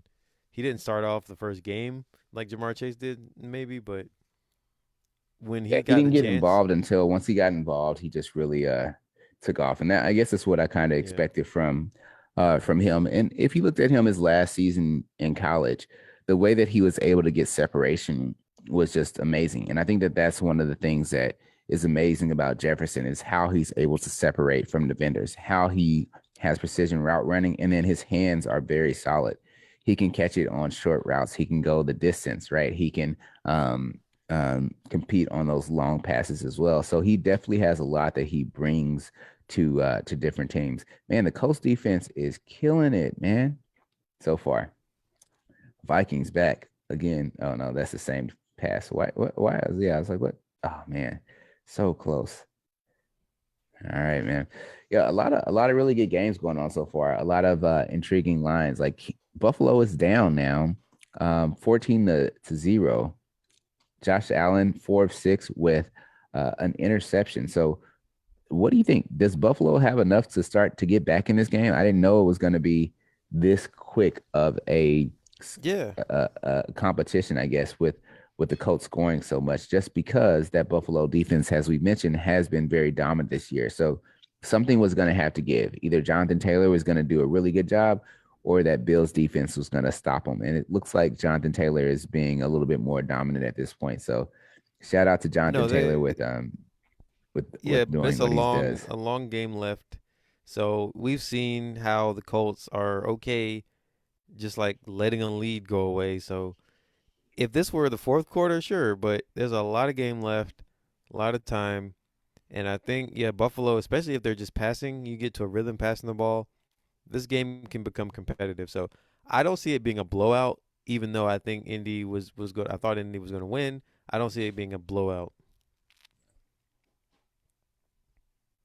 See what's going on in this Cleveland. Oh, all right, nice. Cleveland's in the red zone right now, so maybe it won't be 0-0. We'll see. Trevor Lawrence 1 for 2 for 6 yards. I'm down for that. Let's go. Yeah, 3 yards per James attempt. Robinson -1 yard rushing. Jacksonville is really lighting it up. Yeah, I don't know, man. See, after seeing Trevor Lawrence play, I am not inspired. You know, and that's the thing. That's what I was saying earlier. Like I'm not inspired by his play. It just doesn't excite me. And if I were a fan of Jacksonville, I wouldn't be sold on Trevor Lawrence right now. Like some people right? Some people just have it. Like, like use Peyton Manning for example. He didn't have a great rookie season, but you felt Not like horrible, he but had yeah, it, right? yeah, You felt you could like it tell was going that. to be fine. I just don't feel that same way about him. Or like Russell Wilson. There's certain quarterbacks where you're like, this guy is special, even if you don't see the wins yet. And Yeah, I don't feel it with Trevor Lawrence. I feel it with Trevor Lawrence. I just feel like he's going so fast when he's out there, right? Like he's speeding through stuff at a very fast rate. And what he needs to do is just calm down, right? Like he has too much energy. He feels like he's always on the run. He needs to get that composure back, right? And that's one of the things that we talked about is just being able to settle down and say, all right, how can I get that composure? Jalen Hurts with the okay, I see you. Ooh, okay, cool. Philly's about to go in and score again. So they're about to be up 14-0 against the Saints. Again, we called this game. We said that Philly is going to be tough. I think that I'm really vibing what Philly's doing as a team. And, honestly, even if Jalen Hurts isn't the best quarterback, if your team can rally behind you, that's when you get like those like bonus attributes that like boost up your stats. You know what I mean? And your teams can win. Oh my Yeah, gosh. and Ryan you Tannehill also with a know pick six. Come on, nice. Ryan. So you also know that if Jalen Hurts is starting, ain't much coming off the bench, right? I think they got Gardner Minshew as their backup, and the best thing about Gardner Minshew is his name, I think. So I mean, we just have to, you just got to deal with it. Like, hey, this is the guy, and wherever he goes, we go. Yeah. Yeah, I think So they took that Justin Jefferson touchdown off the board, and then Dalvin Cook just ran it in. yeah. I think that's one thing that I will say about Jalen Hurts. I think Jalen Hurts is a good leader. And when we're talking about that identity conversation before, Jalen Hurts definitely has a lot of identity, right? Like he's Yeah, one of those guys where you know who he's gonna be, you know what the offense is gonna give you. Jeff Wilson Jr. Oh no, that's Debo Samuel. That boy yeah. is He's fast, but he's also huge looking for a wide receiver. yeah. Like I see why they call him Debo. I think he's Oh, more of speaking a, of Jalen Hurts, a though, on the running Jalen Hurts receiver thing, now. say what? I said I think Debo Samuel's official position is a running receiver. Yeah. RW. A running wide. So about Jalen Hurts, his dad was a coach, right? And he played for his dad in high school, I think. So I think he's got that foundation where he knows how to lead. He's been shaped to be a leader probably his entire life, and he knows what it takes, and he's a professional. Because you've never heard a bad thing about Jalen Hurts. Even when he transferred from Alabama, you never heard a bad thing about him because all he did was win as the Alabama quarterback. He just No matter what. maybe yeah. Did he have money on his mind? Everybody's hands went up when he stepped up Was in he the never building. giving up? Yeah. He almost fumbled the ball out of bounds. He should have just dived in. Oh, he did get in. Okay, cool, awesome. So Yeah. Jalen So, Hurts I with think a he touchdown. has that leadership thing about him when he steps up in the building, like you're saying. I would have challenged that play. Oh, they did challenge it. Yeah. So Philly's challenging the third down and goal play where Jalen Hurts reached to the touchdown. I think he got in. It looked like he got in. But they thought it was a touchback. He fumbled, threw it No, it back looked to the like end they zone. thought he was short because he had the ball in his right arm and he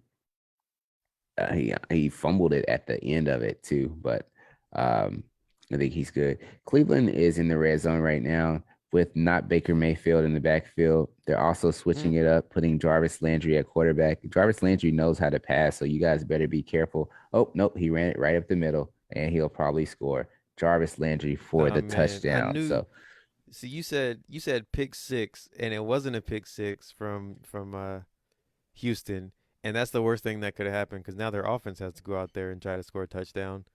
And this is the one game that I would be very happy if I'm wrong about. yeah, I think that was the thing that happened. You talking about the Tennessee game? Yeah. Yeah. Yeah, so Tennessee, Houston, it looked like it was going to be a pick six. And That then guy didn't Ryan have the he didn't have the Tannehill, stamina, man. He got tired. oh, They Ryan got through a good Tannehill block came for him. out and was hawking this dude down. He got lit up by a linebacker, and then they came down and got him. Too bad that linebacker was a little bit too slow, or else they Yeah. would have had that pick six. So I It thought it was was a going to be a good pick block six, but that they threw for him and everything. all right. So the I like Bills that are Jarvis in. Landry play. Yeah, that was really nice. That was cool. Like a fake. I don't know if he was supposed to pass the ball, but it was like Yeah, somehow like a wildcat rollout draw play or something, and he had a wide open field and ran it in. Really cool play. George Odom with his second interception of the day. Josh Allen out there throwing these picks like he is tripping, like he's an ice This pick was the man. guy, Josh Allen, the front Ooh, runner for MVP by the betting odds. I feel like for since the beginning of the season, and even last week, I think he was. So who knows where that's going now? But Josh ooh. Allen is definitely disappointing so far. Well, that play though was actually interesting. It was a That was very comeback route interesting. on the end zone, and the problem was that the wide receiver didn't make sure that he was closer than the cornerback, right? So the cornerback was actually on the outside, broke on it, and then was able to come back in. The I think that might be a little bit more on the wide receiver than it was Josh Allen, just because what he didn't do was he didn't come back to the ball, and the cornerback did. So I'm not sure if they're going to call it an interception or not. It looks like it was fairly close. It'll be interesting to see what they call for that one because it looked like it almost was on the ground, but he did look like he had possession and the ground didn't cause the movement. So it'll be interesting to see. The Buffalo Bills definitely need something to happen for them. Ooh, what a crazy touchdown!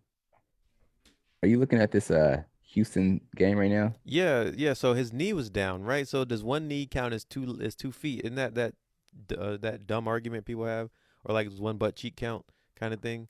So One the cheek, question two is cheek. like he got his knee down, right? Does that count for 2 feet?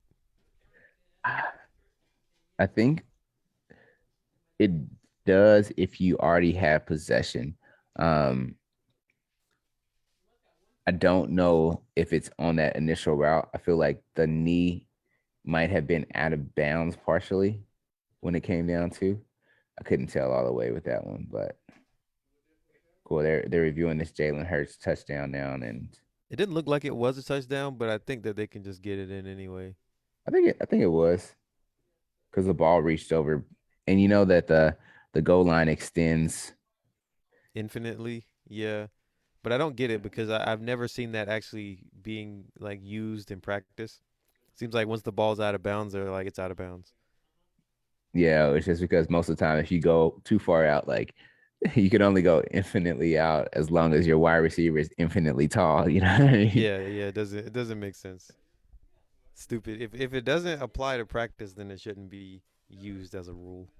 It's So you know not. what's It's gonna not. that's gonna be the next elevation of the NFL when guys get close to the goal line and instead of like jumping and trying to put the ball in, they're just gonna jump and dive out of bounds and try to go past the line since it the extends infinitely. And we'll start to see next the those next calls. Yep. innovation Yeah, is that'll be the next thing infinitely that we see tall wide people doing. receivers. I mean, it makes sense if you can jump like laterally and still get in compared to just trying to run in because that's what most people think you're gonna do anyway. So that's an interesting thing to consider. Green Bay is on the field Didn't again, so didn't there used to be? I don't know if this guy was at ECU or something. I don't know. There's like a 6'9" tight end that some team had, and it like he never made plays though, but they always brought him out mm. during goal line situations. I don't even There was a remember. I feel like six there foot was eight this. one from Stanford that played for Atlanta, I think it was. But that's the biggest one that that I remember. Okay. So, Well, maybe your boy Edie from Purdue can try out for the NFL. bruh, you know he Seven can foot already get. four, You by already the know he way. can get position. You know he's physical. The way that he was pushing around those UNC guys, he was Hmm. like, "Get out of Well, here." I mean, I feel like they could have pushed him around. I don't know. He was doing pretty well. I thought Baycott could have been a lot better about it, about trying to get position, fighting for position. I mean, he used to dominate the guy apparently. So So what changed? they call back that Colts interception, and Buffalo just converted on a third down and one play to Cole Beasley. So their drive is still alive currently. Green Bay is going down the field right now. It's the beginning of the second half. They're down 3-9. Aaron Rodgers is looking for some guys. He finds is that no? Who was that? Oh yeah, Wilson Shielding or whatever for a long pass play. So they're in the red zone again, trying to go in the score. So we'll see. We'll see what happens. I'm interested to see what happens with this Tennessee call as well, with the knee and the arm. Nice play with the Colts defense. They're gonna have to really show up again. I don't think that you can let the energy off against this Buffalo Bills offense. Even though Josh Allen is a little bit off today, throwing some of those interceptions, right? He still only needs a little bit of fuel to get started. So the Colts, they like to let people down. So we'll see if they continue that trend. Buffalo, they did not call that a touchdown. Or sorry, Houston, they did not call that a touchdown. So they go for the field goal, and now they're up 6-0. That's a waste. Being up 6-0 is like not being up at all. It's like a good contribution, but it's like a C effort. Uh, Yeah, yeah. I mean, come on. If you can get beat by one touchdown, like there's no point in having that 6 point lead so if you can help it. the refs are saying that the Bills just threw a touchdown. I need to see this one. That was a pretty crazy pass and catch by Stephon Diggs. I didn't get to see his feet to see if he was actually inbounds, but oh, that was probably a push off. See, they didn't show that on the replay. Now I know why he got in. Oh, I don't even know if his foot actually touched. Well, either way, I think they're going to go ahead and call it a touchdown. Buffalo is back at 14-7. Ooh, look at that. Threading the needle. Washington Redskins with a touchdown right through the Sims. And Sims is another one of those guys that is a solid wide receiver. Tyler Heineke showing why he is believed to be a nice potential quarterback for the Washington Redskins. He keeps showing, Football team. or the Washington football team, he keeps showing that he has the ability to play at this level and make plays. That one, he just straight threaded the needle right up the middle to Chris Sims. So shout out to the Washington Redskins with tying it up. Now, you know what time it is. It's Cam time. So we'll see what Cam does when he's under a little bit more pressure. Now he needs to make sure that he bounces back with another score to keep that momentum going for the Carolina Panthers.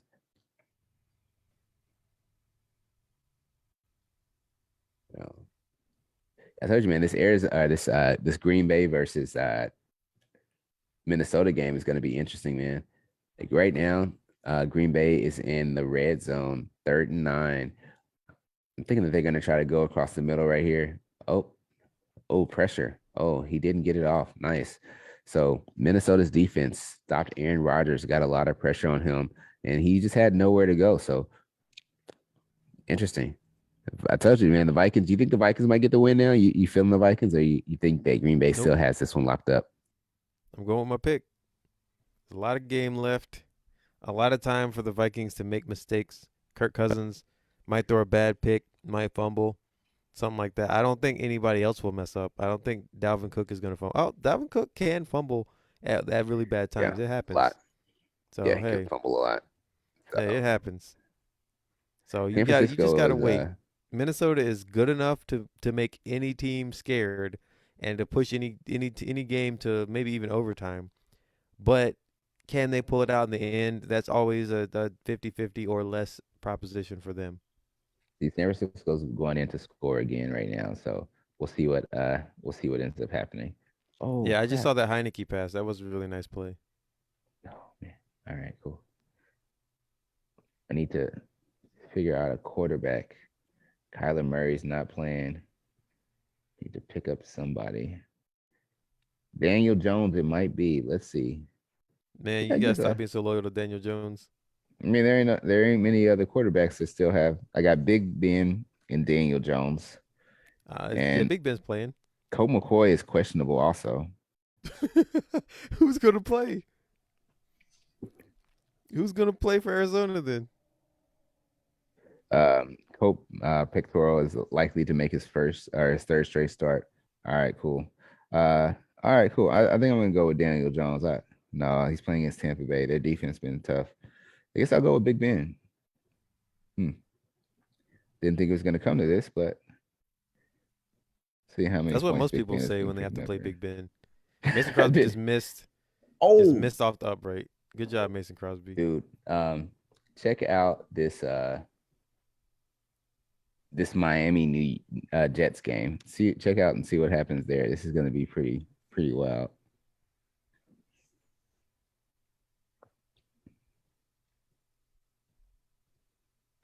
All right, I gotta wait for them to go to it.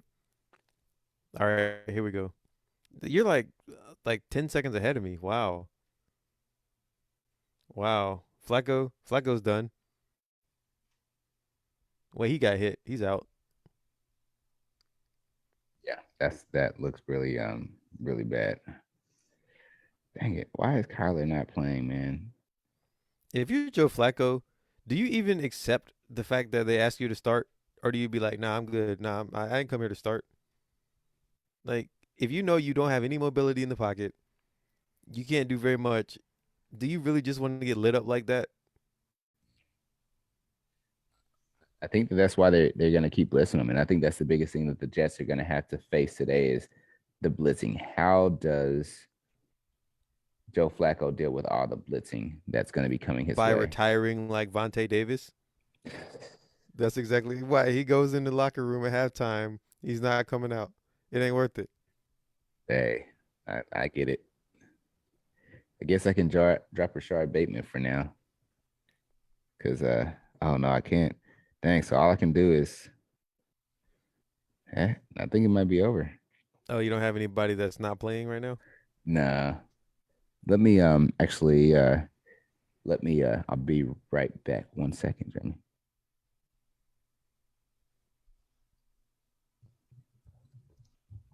But you should keep it going. Oh, okay. All right. I was gonna try to stretch a little bit. Oh yeah, we'll Um, stretch. right now we got San Francisco up 10-0 over Jacksonville. It's now 3rd and goal. So yeah, the Browns up 7-0 on the Lions. Also, so that's one that we need the Lions to win. And the Lions are just going to be the Lions. We both went out on a limb to pick them, but hey, what are you going to do? We're trying to have some fun here.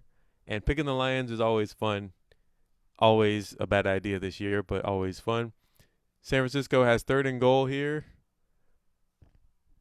going up against Jacksonville. They're around the 8 yard line or 6 yard line, something like that, 7. And touchdown. So Jimmy Garoppolo throws a touchdown to Brandon Ayuk. So good that he's finally got some positive results here. They've been really waiting for him to come on. The first time I've seen him catch a touchdown. I don't know if that's his first touchdown or not, but Ayuk finally had a nice play there. So I think he and Debo seem to me similar type of players, but he's just not been able to get into the offense the same way that they've liked to use Debo. But 17-0, San Francisco leads Jacksonville. Not a surprise to anyone who is a fan of Jacksonville. Just these types of things are what happens. You got to expect it. First year, Trevor Lawrence. First year, Urban Meyer. Who knows what will happen next year, but you kind of have to expect that Jacksonville's going to have a tough season. We have Minnesota and Green Bay. Deep pass from Kirk Cousins to Jefferson. Pass interference. So now they're getting into Green Bay territory off of that long pass interference. I know that this one's going to be it has to be a tough game. This is going to be one of those tough divisional games. You know, Minnesota likes to go deep. They like to put pressure on the defense. Whereas, Green Bay's defense has been playing pretty well as of late. I think we can expect a lot of tense moments toward the end of this game. So we'll just see what happens right now. We'll get through it, but this game will be decided at the end of the game, I think. I really don't see the Vikings blowing out Green Bay right now, so we'll see. And we're still in this game on the NFL Network. Dalvin Cook gets a run for maybe 4 yards on first down. I guess nothing is happening in the other games, so that we have no reason to go to them, I guess. Indy still up 14-7 on Buffalo. So it looked like Jonathan Taylor had 8 rushes for 47 yards, something like that. Almost 6 yards a carry, which means he's not going to get more carries. And maybe they argue that his current rate of usage is why he's doing so well. And if they use him more like Derrick Henry, maybe his efficiency goes down, maybe he gets hurt. But sometimes it's easy not to outthink yourself. Just if it works, keep doing it within smart reason. So don't overuse them. But 20 carries a game isn't crazy. On this Green Bay Minnesota game, 3rd and 5 Minnesota, they just had an incomplete pass. So Minnesota pretty deep into Green Bay territory with the 3rd and 5.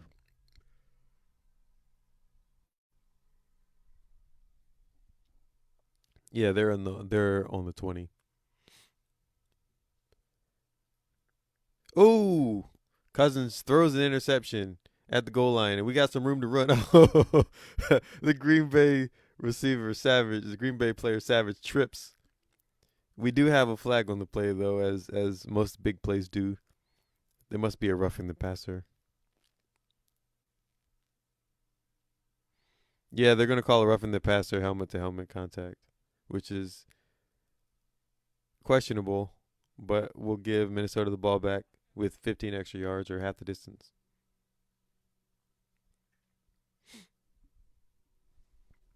NFL Network is on commercial, so I'll go back to one of my local games. 7-7, Washington and Carolina. So I don't know. Paul needs to come back so I can go ahead and get on with my day. Watch a little bit of this football, eat some lunch, rest myself, that type of thing. This is all going in the podcast too, by the way, because I'm not doing that much work right now to edit it. I'm just going to put it up. So this is what you'll get. Right now, Washington with the ball on their own 25-yard line, 2nd and 8. Heineke scrambling out. Heineke gets sacked at the 15, so roughly loss of 5. 3rd down. Still 7-7 in this game.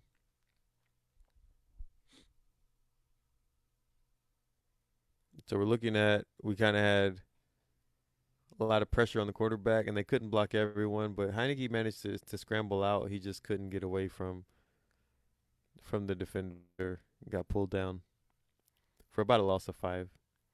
He got pulled down by the jersey in a way that kind of he went down like he had been horse collared, but it was by the lower part of the jersey, so there wasn't a penalty. Oh, you're back. Elon, Minnesota up 15-3 now. So there was a so Kirk Cousins threw an interception, but then they Mhm. called I think roughing the passer helmet to helmet contact, which to me was questionable because it didn't affect the pass. He just threw a bad pass, you know, and it just Yeah, so happened that the guy hit him helmet to helmet after, but it wasn't like he led with the helmet. He just happened to connect helmets. You know what I mean?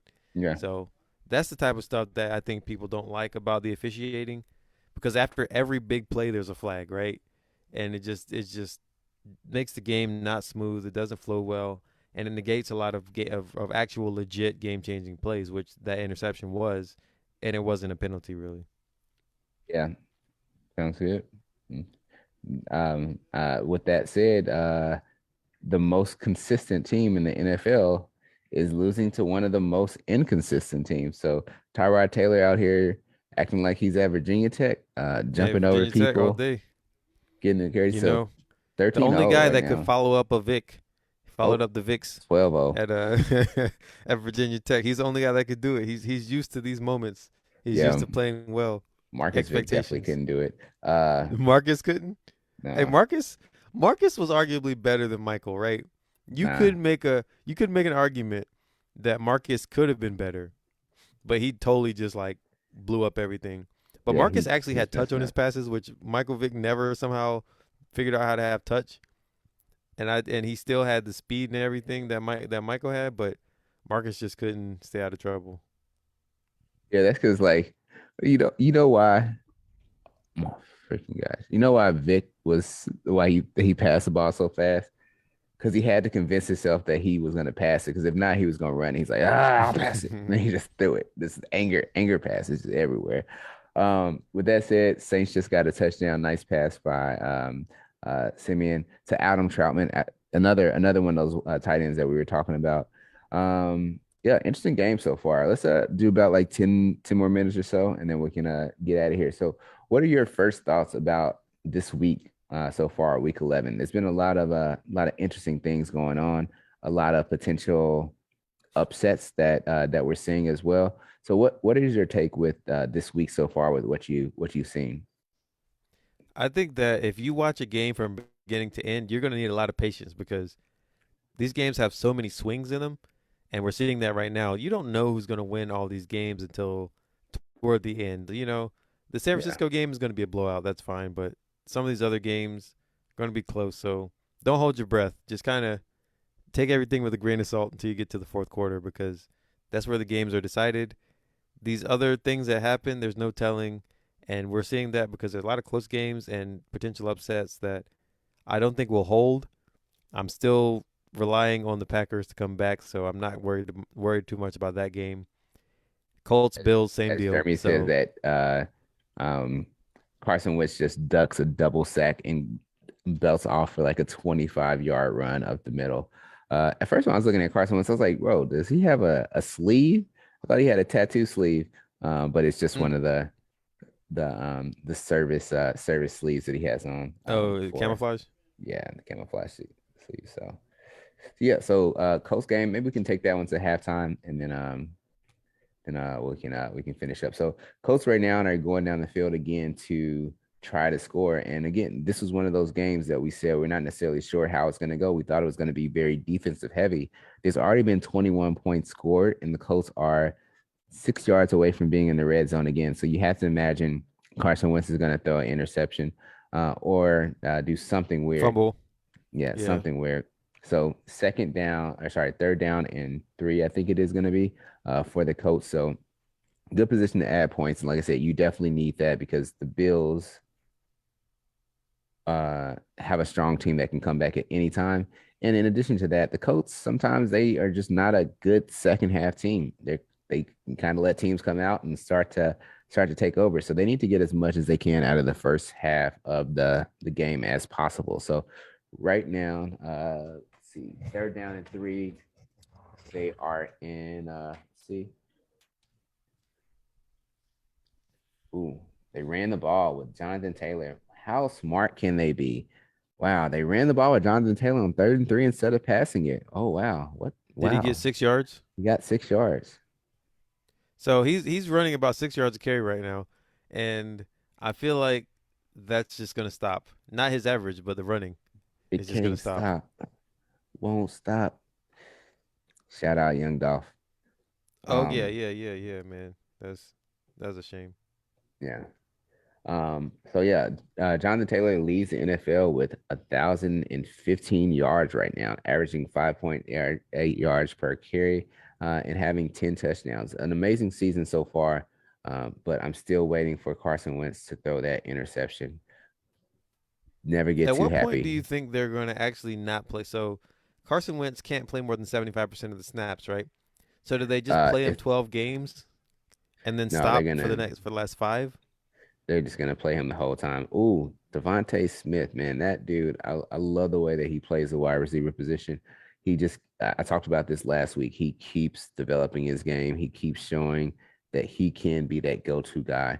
And when you were talking about him winning the Heisman, right? Like he won it for a reason. He is a very dynamic type of wide receiver. So shout out to them and what they're doing. Colts are Yeah, at and in the second and championship game 11, by the last way. year, if you remember, he had what 200 yards before the half. Then he got hurt and didn't play for most of the second half. Like the numbers he would have put up had he not gotten hurt would have just been unbelievable. Carson Wentz almost just threw an interception, so that's that.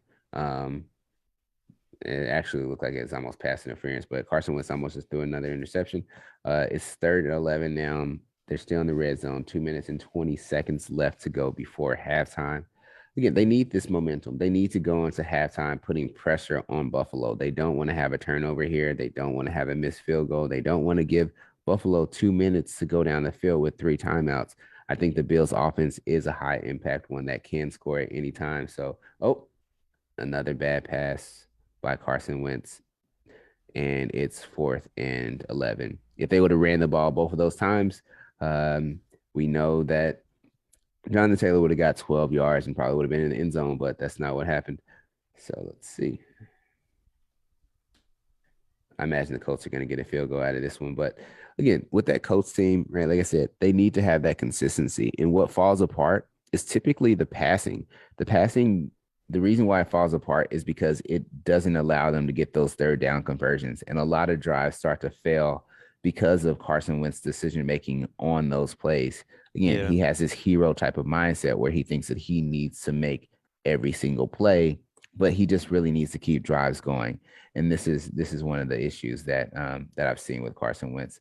Nice Yeah, 50-yard and field goal attempt when by you're the Eagles. deciding to pass the ball in the red zone where you have a lot less space to work with rather than run the ball, it just maybe that's what they should do. Maybe if they're outside of the 20s or whatever, right? If you're not in the red zone and you're in the middle of the field, sure, pass. You can open up the field, whatever. But when the field shrinks, maybe that's not Carson Wentz's strength. Maybe you shouldn't try to put him in those positions. Like, are they actually working to make sure that Carson Wentz is always in a position to be successful and it doesn't feel like that happens? Oh, Cam. Oh, Cam. Another rushing touchdown for Cam, the man, Oh, this is a Newton. big one too. This is a Let's go. long one. They go. I know it. And then he runs Good. after. It's like, dude, man, you're old, man. You gotta calm down. Stop running. He's good. He got energy, man. He got energy from the fans. This is where Cam's supposed to be at. You Yeah, know, he'll yeah. he'll never play for another team. I think he'll retire before he plays for a team other than the Panthers again. And I think that's rightfully so. Like he's he's what the Panthers need. Like that city, Yeah. that team was How kind of boring. built next level around him with that. How So bored must he have been playing in New England? I don't know, like read this He must have playbook. been All like, I right, can't do man. the Superman thing. I gotta like be measured in my press conferences. Man, I don't like this. Yeah, it's like when Superman like got too close to the kryptonite and he lost all his powers for Hmm. a while, had to like wait around and got him back. and now he's back. So congrats to Yeah, Cam Newton and what he's doing right now. Oh, that's when there we he go. Trevor legitimately Lawrence. needed Oh, glasses. I'm pretty sure Cam Newton was wearing glasses. Yep. he always wearing something. Like I feel like they should start their own little um Balls clothing out in the Carolina movement. game. Oh, balls out. Oh, I do not. I do I, not think I, that they should do that. I I don't was think gonna I I wasn't do gonna I was not talking about like two people. I was talking about Cam him and and Russell Wilson. Yeah, Russell Westbrook. Russell Yeah, Westbrook. Yeah, they I just don't started. agree. Yeah, I I think it'd disagree. be interesting. I don't think athletes should be fashionistas. I think if you're an athlete that Fashionistas. you want to start like a clothing line and use that to generate more wealth for yourself, that's one thing. You don't need to be the model. Like I just think it's like they do what they want, right? But I personally don't think that it's like the coolest thing ever if they're like, I think hey, I wearing think skirts and stuff. it's good. I think that it's. I mean, I don't think that everybody needs to wear all their clothes in a sense, but I do think that there needs to be a progression in um, acknowledgement of fashion for these different types of players because they are very fashionable. I mean, But they why do you spend. need to be? But Why do they need to let's be get what? let's go on this tangent. Why does one need to be fashionable? They don't need to be necessarily fashionable for anyone, but I think that it's good for culture and good for moving times forward, acknowledging the contributions that people have made with their creativity. Just because you're an athlete does not mean that you can be creative, or doesn't mean that you only have to be an athlete. One of the things that we talk about with athletes is what do they do after their career? How do they make it so that they don't go broke? Not necessarily just investments, but investing in the things that they really value in life. And both of these guys try to put those things forward. They always take that as a part of themselves. Just like Steve Harvey, he was a comedian, didn't have to really deal with fashion. He always dressed really nice, incorporated that, and now he has allowed that to branch off, and it's a really good thing. So I think that just Yeah, I know, seeing but that in the culture is a really good thing as well. I agree. I just don't feel like everybody needs to be wearing zany outfits. Steve No, they Harvey had don't, his but certain type of thing that he wore, like the extra long suit jackets or whatever. Like that's fine. Wear a Steve Harvey suit. That's cool. But that's way different than a somehow the guy Colts got down to first and goal. By the way, wearing these like ultra Jonathan Taylor like touchdown. look at me type stuff. Like a Steve Harvey extra long suit jacket is different than what like Cam, which is when he's wearing his like grandma sweaters or what is it that he wears, like the hats and the weird sweaters You and know what? stuff. And If they don't make money off of that in advertising and marketing it, someone else will market and advertise, and then the money will be taken out. Um, I mean, are they uh, making money off of it anyway? oh, they Like can, they're wearing other people's stuff. but Like that's what I'm if they saying. start wearing This their is own why stuff, that's this fine. is why I'm saying that's why they need to develop their own stuff so that Right, they can right, make that right. money and start to contribute Right. it And back I towards agree that with that, development. but I don't feel like that and wearing those clothes are actually exclusive or inclusive. I don't feel like those I don't things think go they are, together. but I do think that You can both of wear, them have you know, creativity that should be expressed. Oh, balls out in yeah. the Colts game. Is that what you were talking about? No, I was talking about Carolina Oh game, but wow. Washington fumbled and recovered during a So fumble. I'm But I not sure think what that a happened with the. person Let me can jump in wear this real quick with regular the Colts. clothes and sell fancy clothes. That's all I'm saying. You don't need to wear ridiculous clothes. Yeah, you can do both, right? Like they're gonna have different lines. Colts had fourth down where it looked like they were gonna kick a field goal. Not necessarily sure what happened. Maybe there was a penalty. They end up going in. Jonathan Taylor dived in for a touchdown on the kickoff return. The Buffalo Bills fumbled the ball. The Colts recover, and now they're on the Buffalo three, about to go in to score again. So Carson they Wentz went is going to probably from try to a score it. second of almost being up. What was it? uh 14 to 3 or whatever, 17-3. Now they're looking at 24 to 10, right? So good job for the Colts. They really need that momentum, and this is what you need to have happen to build up the Buffalo or the Colts team. Especially when you're going against a tough Buffalo defense, and you know that the Colts typically fall apart at halftime. So 2 minutes left in that game. I'm excited to see if the Colts are able to do something. Buffalo has to be annoyed, I wouldn't say devastated. Maybe I should say that. Yeah, be devastated, right? But they should be disappointed Oh, that they all ended right. up losing right Let's now. look ahead too. Are they going to be in second place in their division? Let's look at the record really quick. Are they going to be behind New England if they lose this game? I think they will. So they're Because they're half seven a game and up, New right? England's 7-4, and they're 6-3. So they'll be 6-4, and New England will be 7-4. So New England will have the upper hand by Yeah, half a half game. game. Yep. Yeah. Jags with the So score. that's disappointing.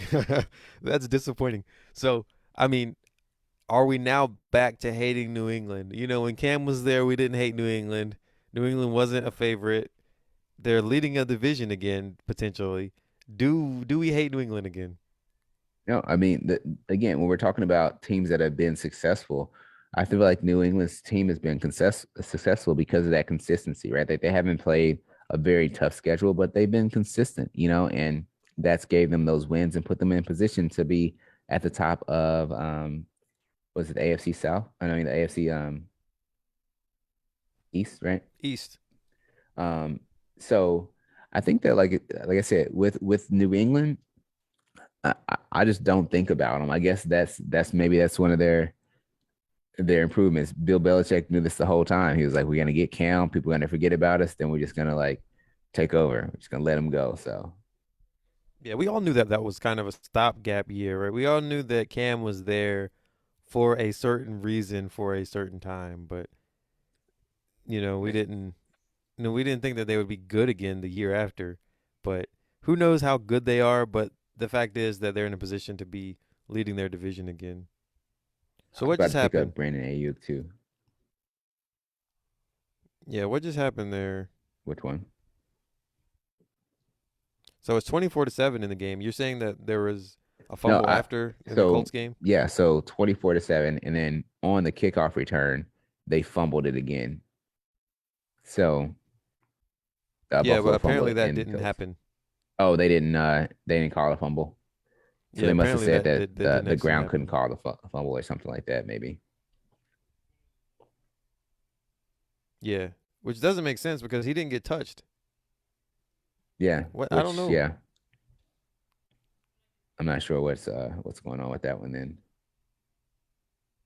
Maybe they Whatever the said that refs he wanted to happen, yeah, we'll have to look at that one in a because second, he I guess. wasn't But touched, so therefore that should be a fumble, right? That you would makes no think. sense. That makes no sense. All I know is that I'm seeing the update like the game cast on ESPN, and they got the ball and they're driving. 40 seconds left, so clearly, whatever's supposed to happen didn't happen. Yeah. So there's a minute and 12 seconds left in that game. Uh 48 seconds actually. 112. Shout out to 112. Excuse me. Um Buffalo's going down the field. Let's see, are they trying to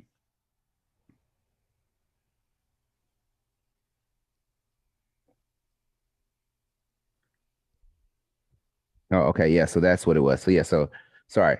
It was 17-7, right? And then Buffalo fumbled on the kickoff return. Oh, okay. Jonathan Taylor took it in for a touchdown. Now they're up 24-7, right? Okay. So initially it looked like they might only Oh, be up. I got you. Only up 10, and now they're up 17. And Yeah. it's rainy. It's rainy right now, which is good because in Buffalo that could easily be snow. So I guess it's good that it's just rain. Yeah. And Buffalo's trying to go down the field and score right now. And they just called a timeout with 48 seconds left in the game. So we'll see how they close it out. They definitely need something to happen for them so that they can get back into this game, gain some momentum. Um, this Baltimore Chicago game is very low scoring, 3-0, almost at halftime. Um, Baltimore is trying to put a couple more points on the board. Ooh, wide open pass. Get out of bounds. Get out of bounds. Yeah, so Baltimore is still showing well against Chicago, even with Lamar Jackson out. That was one of the questions that we had coming in. So good job for them so far. Cleveland, nice Oh, little Nick Chubb is pass. playing in Cleveland. Yeah, What, uh, Baker's playing too? I don't know, but What? it looks like The Lions might not get the win today. They're down 14-0 Oh, at Baker is playing. halftime.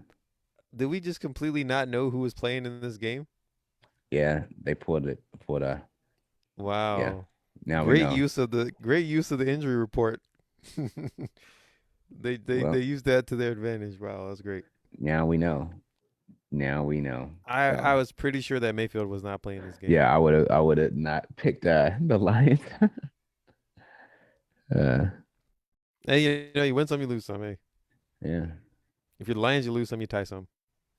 Oh, Lions just blocked the kick. There we go. This is a positive sign. Oh, they're going. Keep running. Keep running. Keep running. Keep running. Oh, oh, never mind. Anyways, 15 seconds left in this Ravens game. Ravens are going down the field. Hunt leads, passing to the outside. Get out of bounds. Nope. Stayed in bounds. Use the timeout. They have one timeout left. Cool. So Baltimore is probably going to try to get a field goal in here. Jalen Hurts again is in the red zone, passing the ball to uh Goddard. Oh, nice touchdown by or nice catch by Goddard. So again, this Philly team is really coming along. They may be one to watch, right? Like I said, one of the things is going to keep in mind. Oh, nice, amazing pass, but did he step out of bounds? Amazing pass by Jalen Hurts.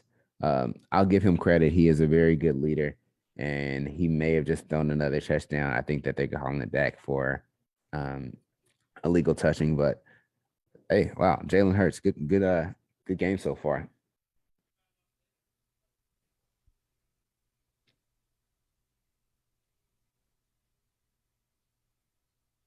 Or what was that? That was a bad call. He didn't illegal touch. He didn't even go. Maybe they call it offensive pass interference. Yeah, offensive pass interference. That was a weak call, but oh well.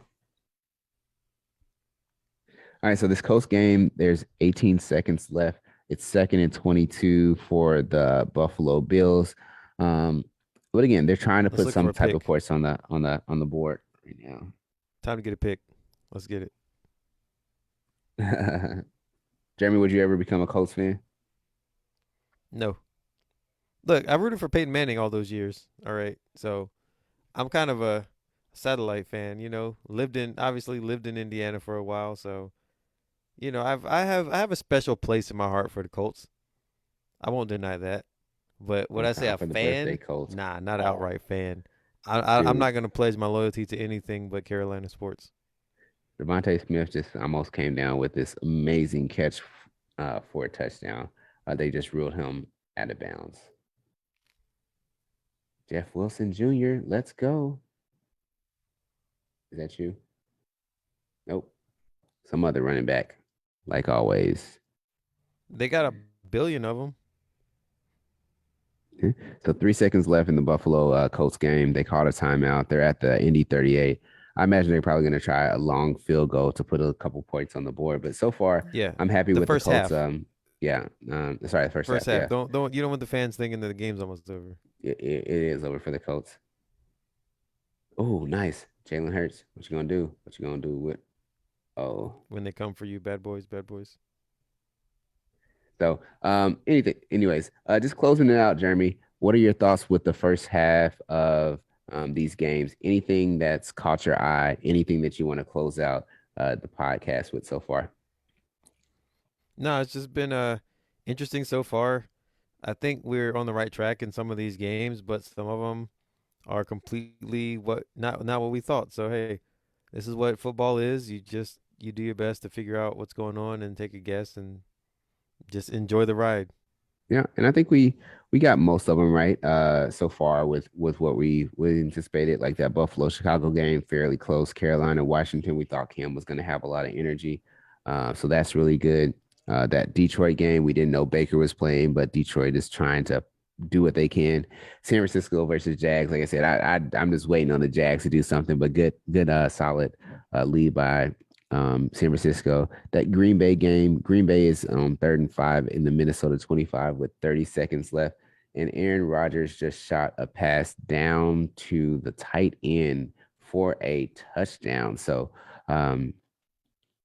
Green Bay is wait that one already yeah. So Green Bay is at 10-16. So congrats to Green Bay so far. Minnesota and Oh, sorry, they made the Miami and extra the point. Jets. Wow. Yeah, so Miami and the Jets tied up. We could anticipate that. We thought that Philly was going to be looking good. The big surprise for me, I'd say, is the Tennessee versus Houston game. Tennessee has 9 seconds left at the Houston 24 to try to put some points on the board before the halftime. So I'm looking forward for the second half of these games. I think that it's a really good start so far, but outside of that, I guess we'll look and see. We'll look and see what happens in the storyline. So make sure that you guys come back and check out and see what we did as far as our picks, how well we did in our analysis for the games from this week in our next week's episode, which we'll figure out what date we're gonna do that show on. Any thoughts Yeah. before we get out of here? By the way, Jeremy. No, I mean, happy Thanksgiving to everybody. If we don't talk to you Oh before yeah, then, yeah, enjoy time with family and friends or whatever you choose to do. Just yeah, have a good time. yeah. Happy holidays, everyone. And to go out, let's see if we can get a coast block of a field goal real quick. And nope, but Buffalo missed it. So I'm down for that. Let's go. 24-7 Colts in the half with the missed field goal by Tyler Bass. Shout out to the Colts for showing up in Buffalo. I think they're doing an amazing job. Keep it up. And with that said, everybody have an awesome weekend. Enjoy yourselves. Thanks for joining us on Beyond Sports with Paul and Jeremy. I'm Paul. Jeremy, All right. And you guys have an amazing weekend. Peace. see ya.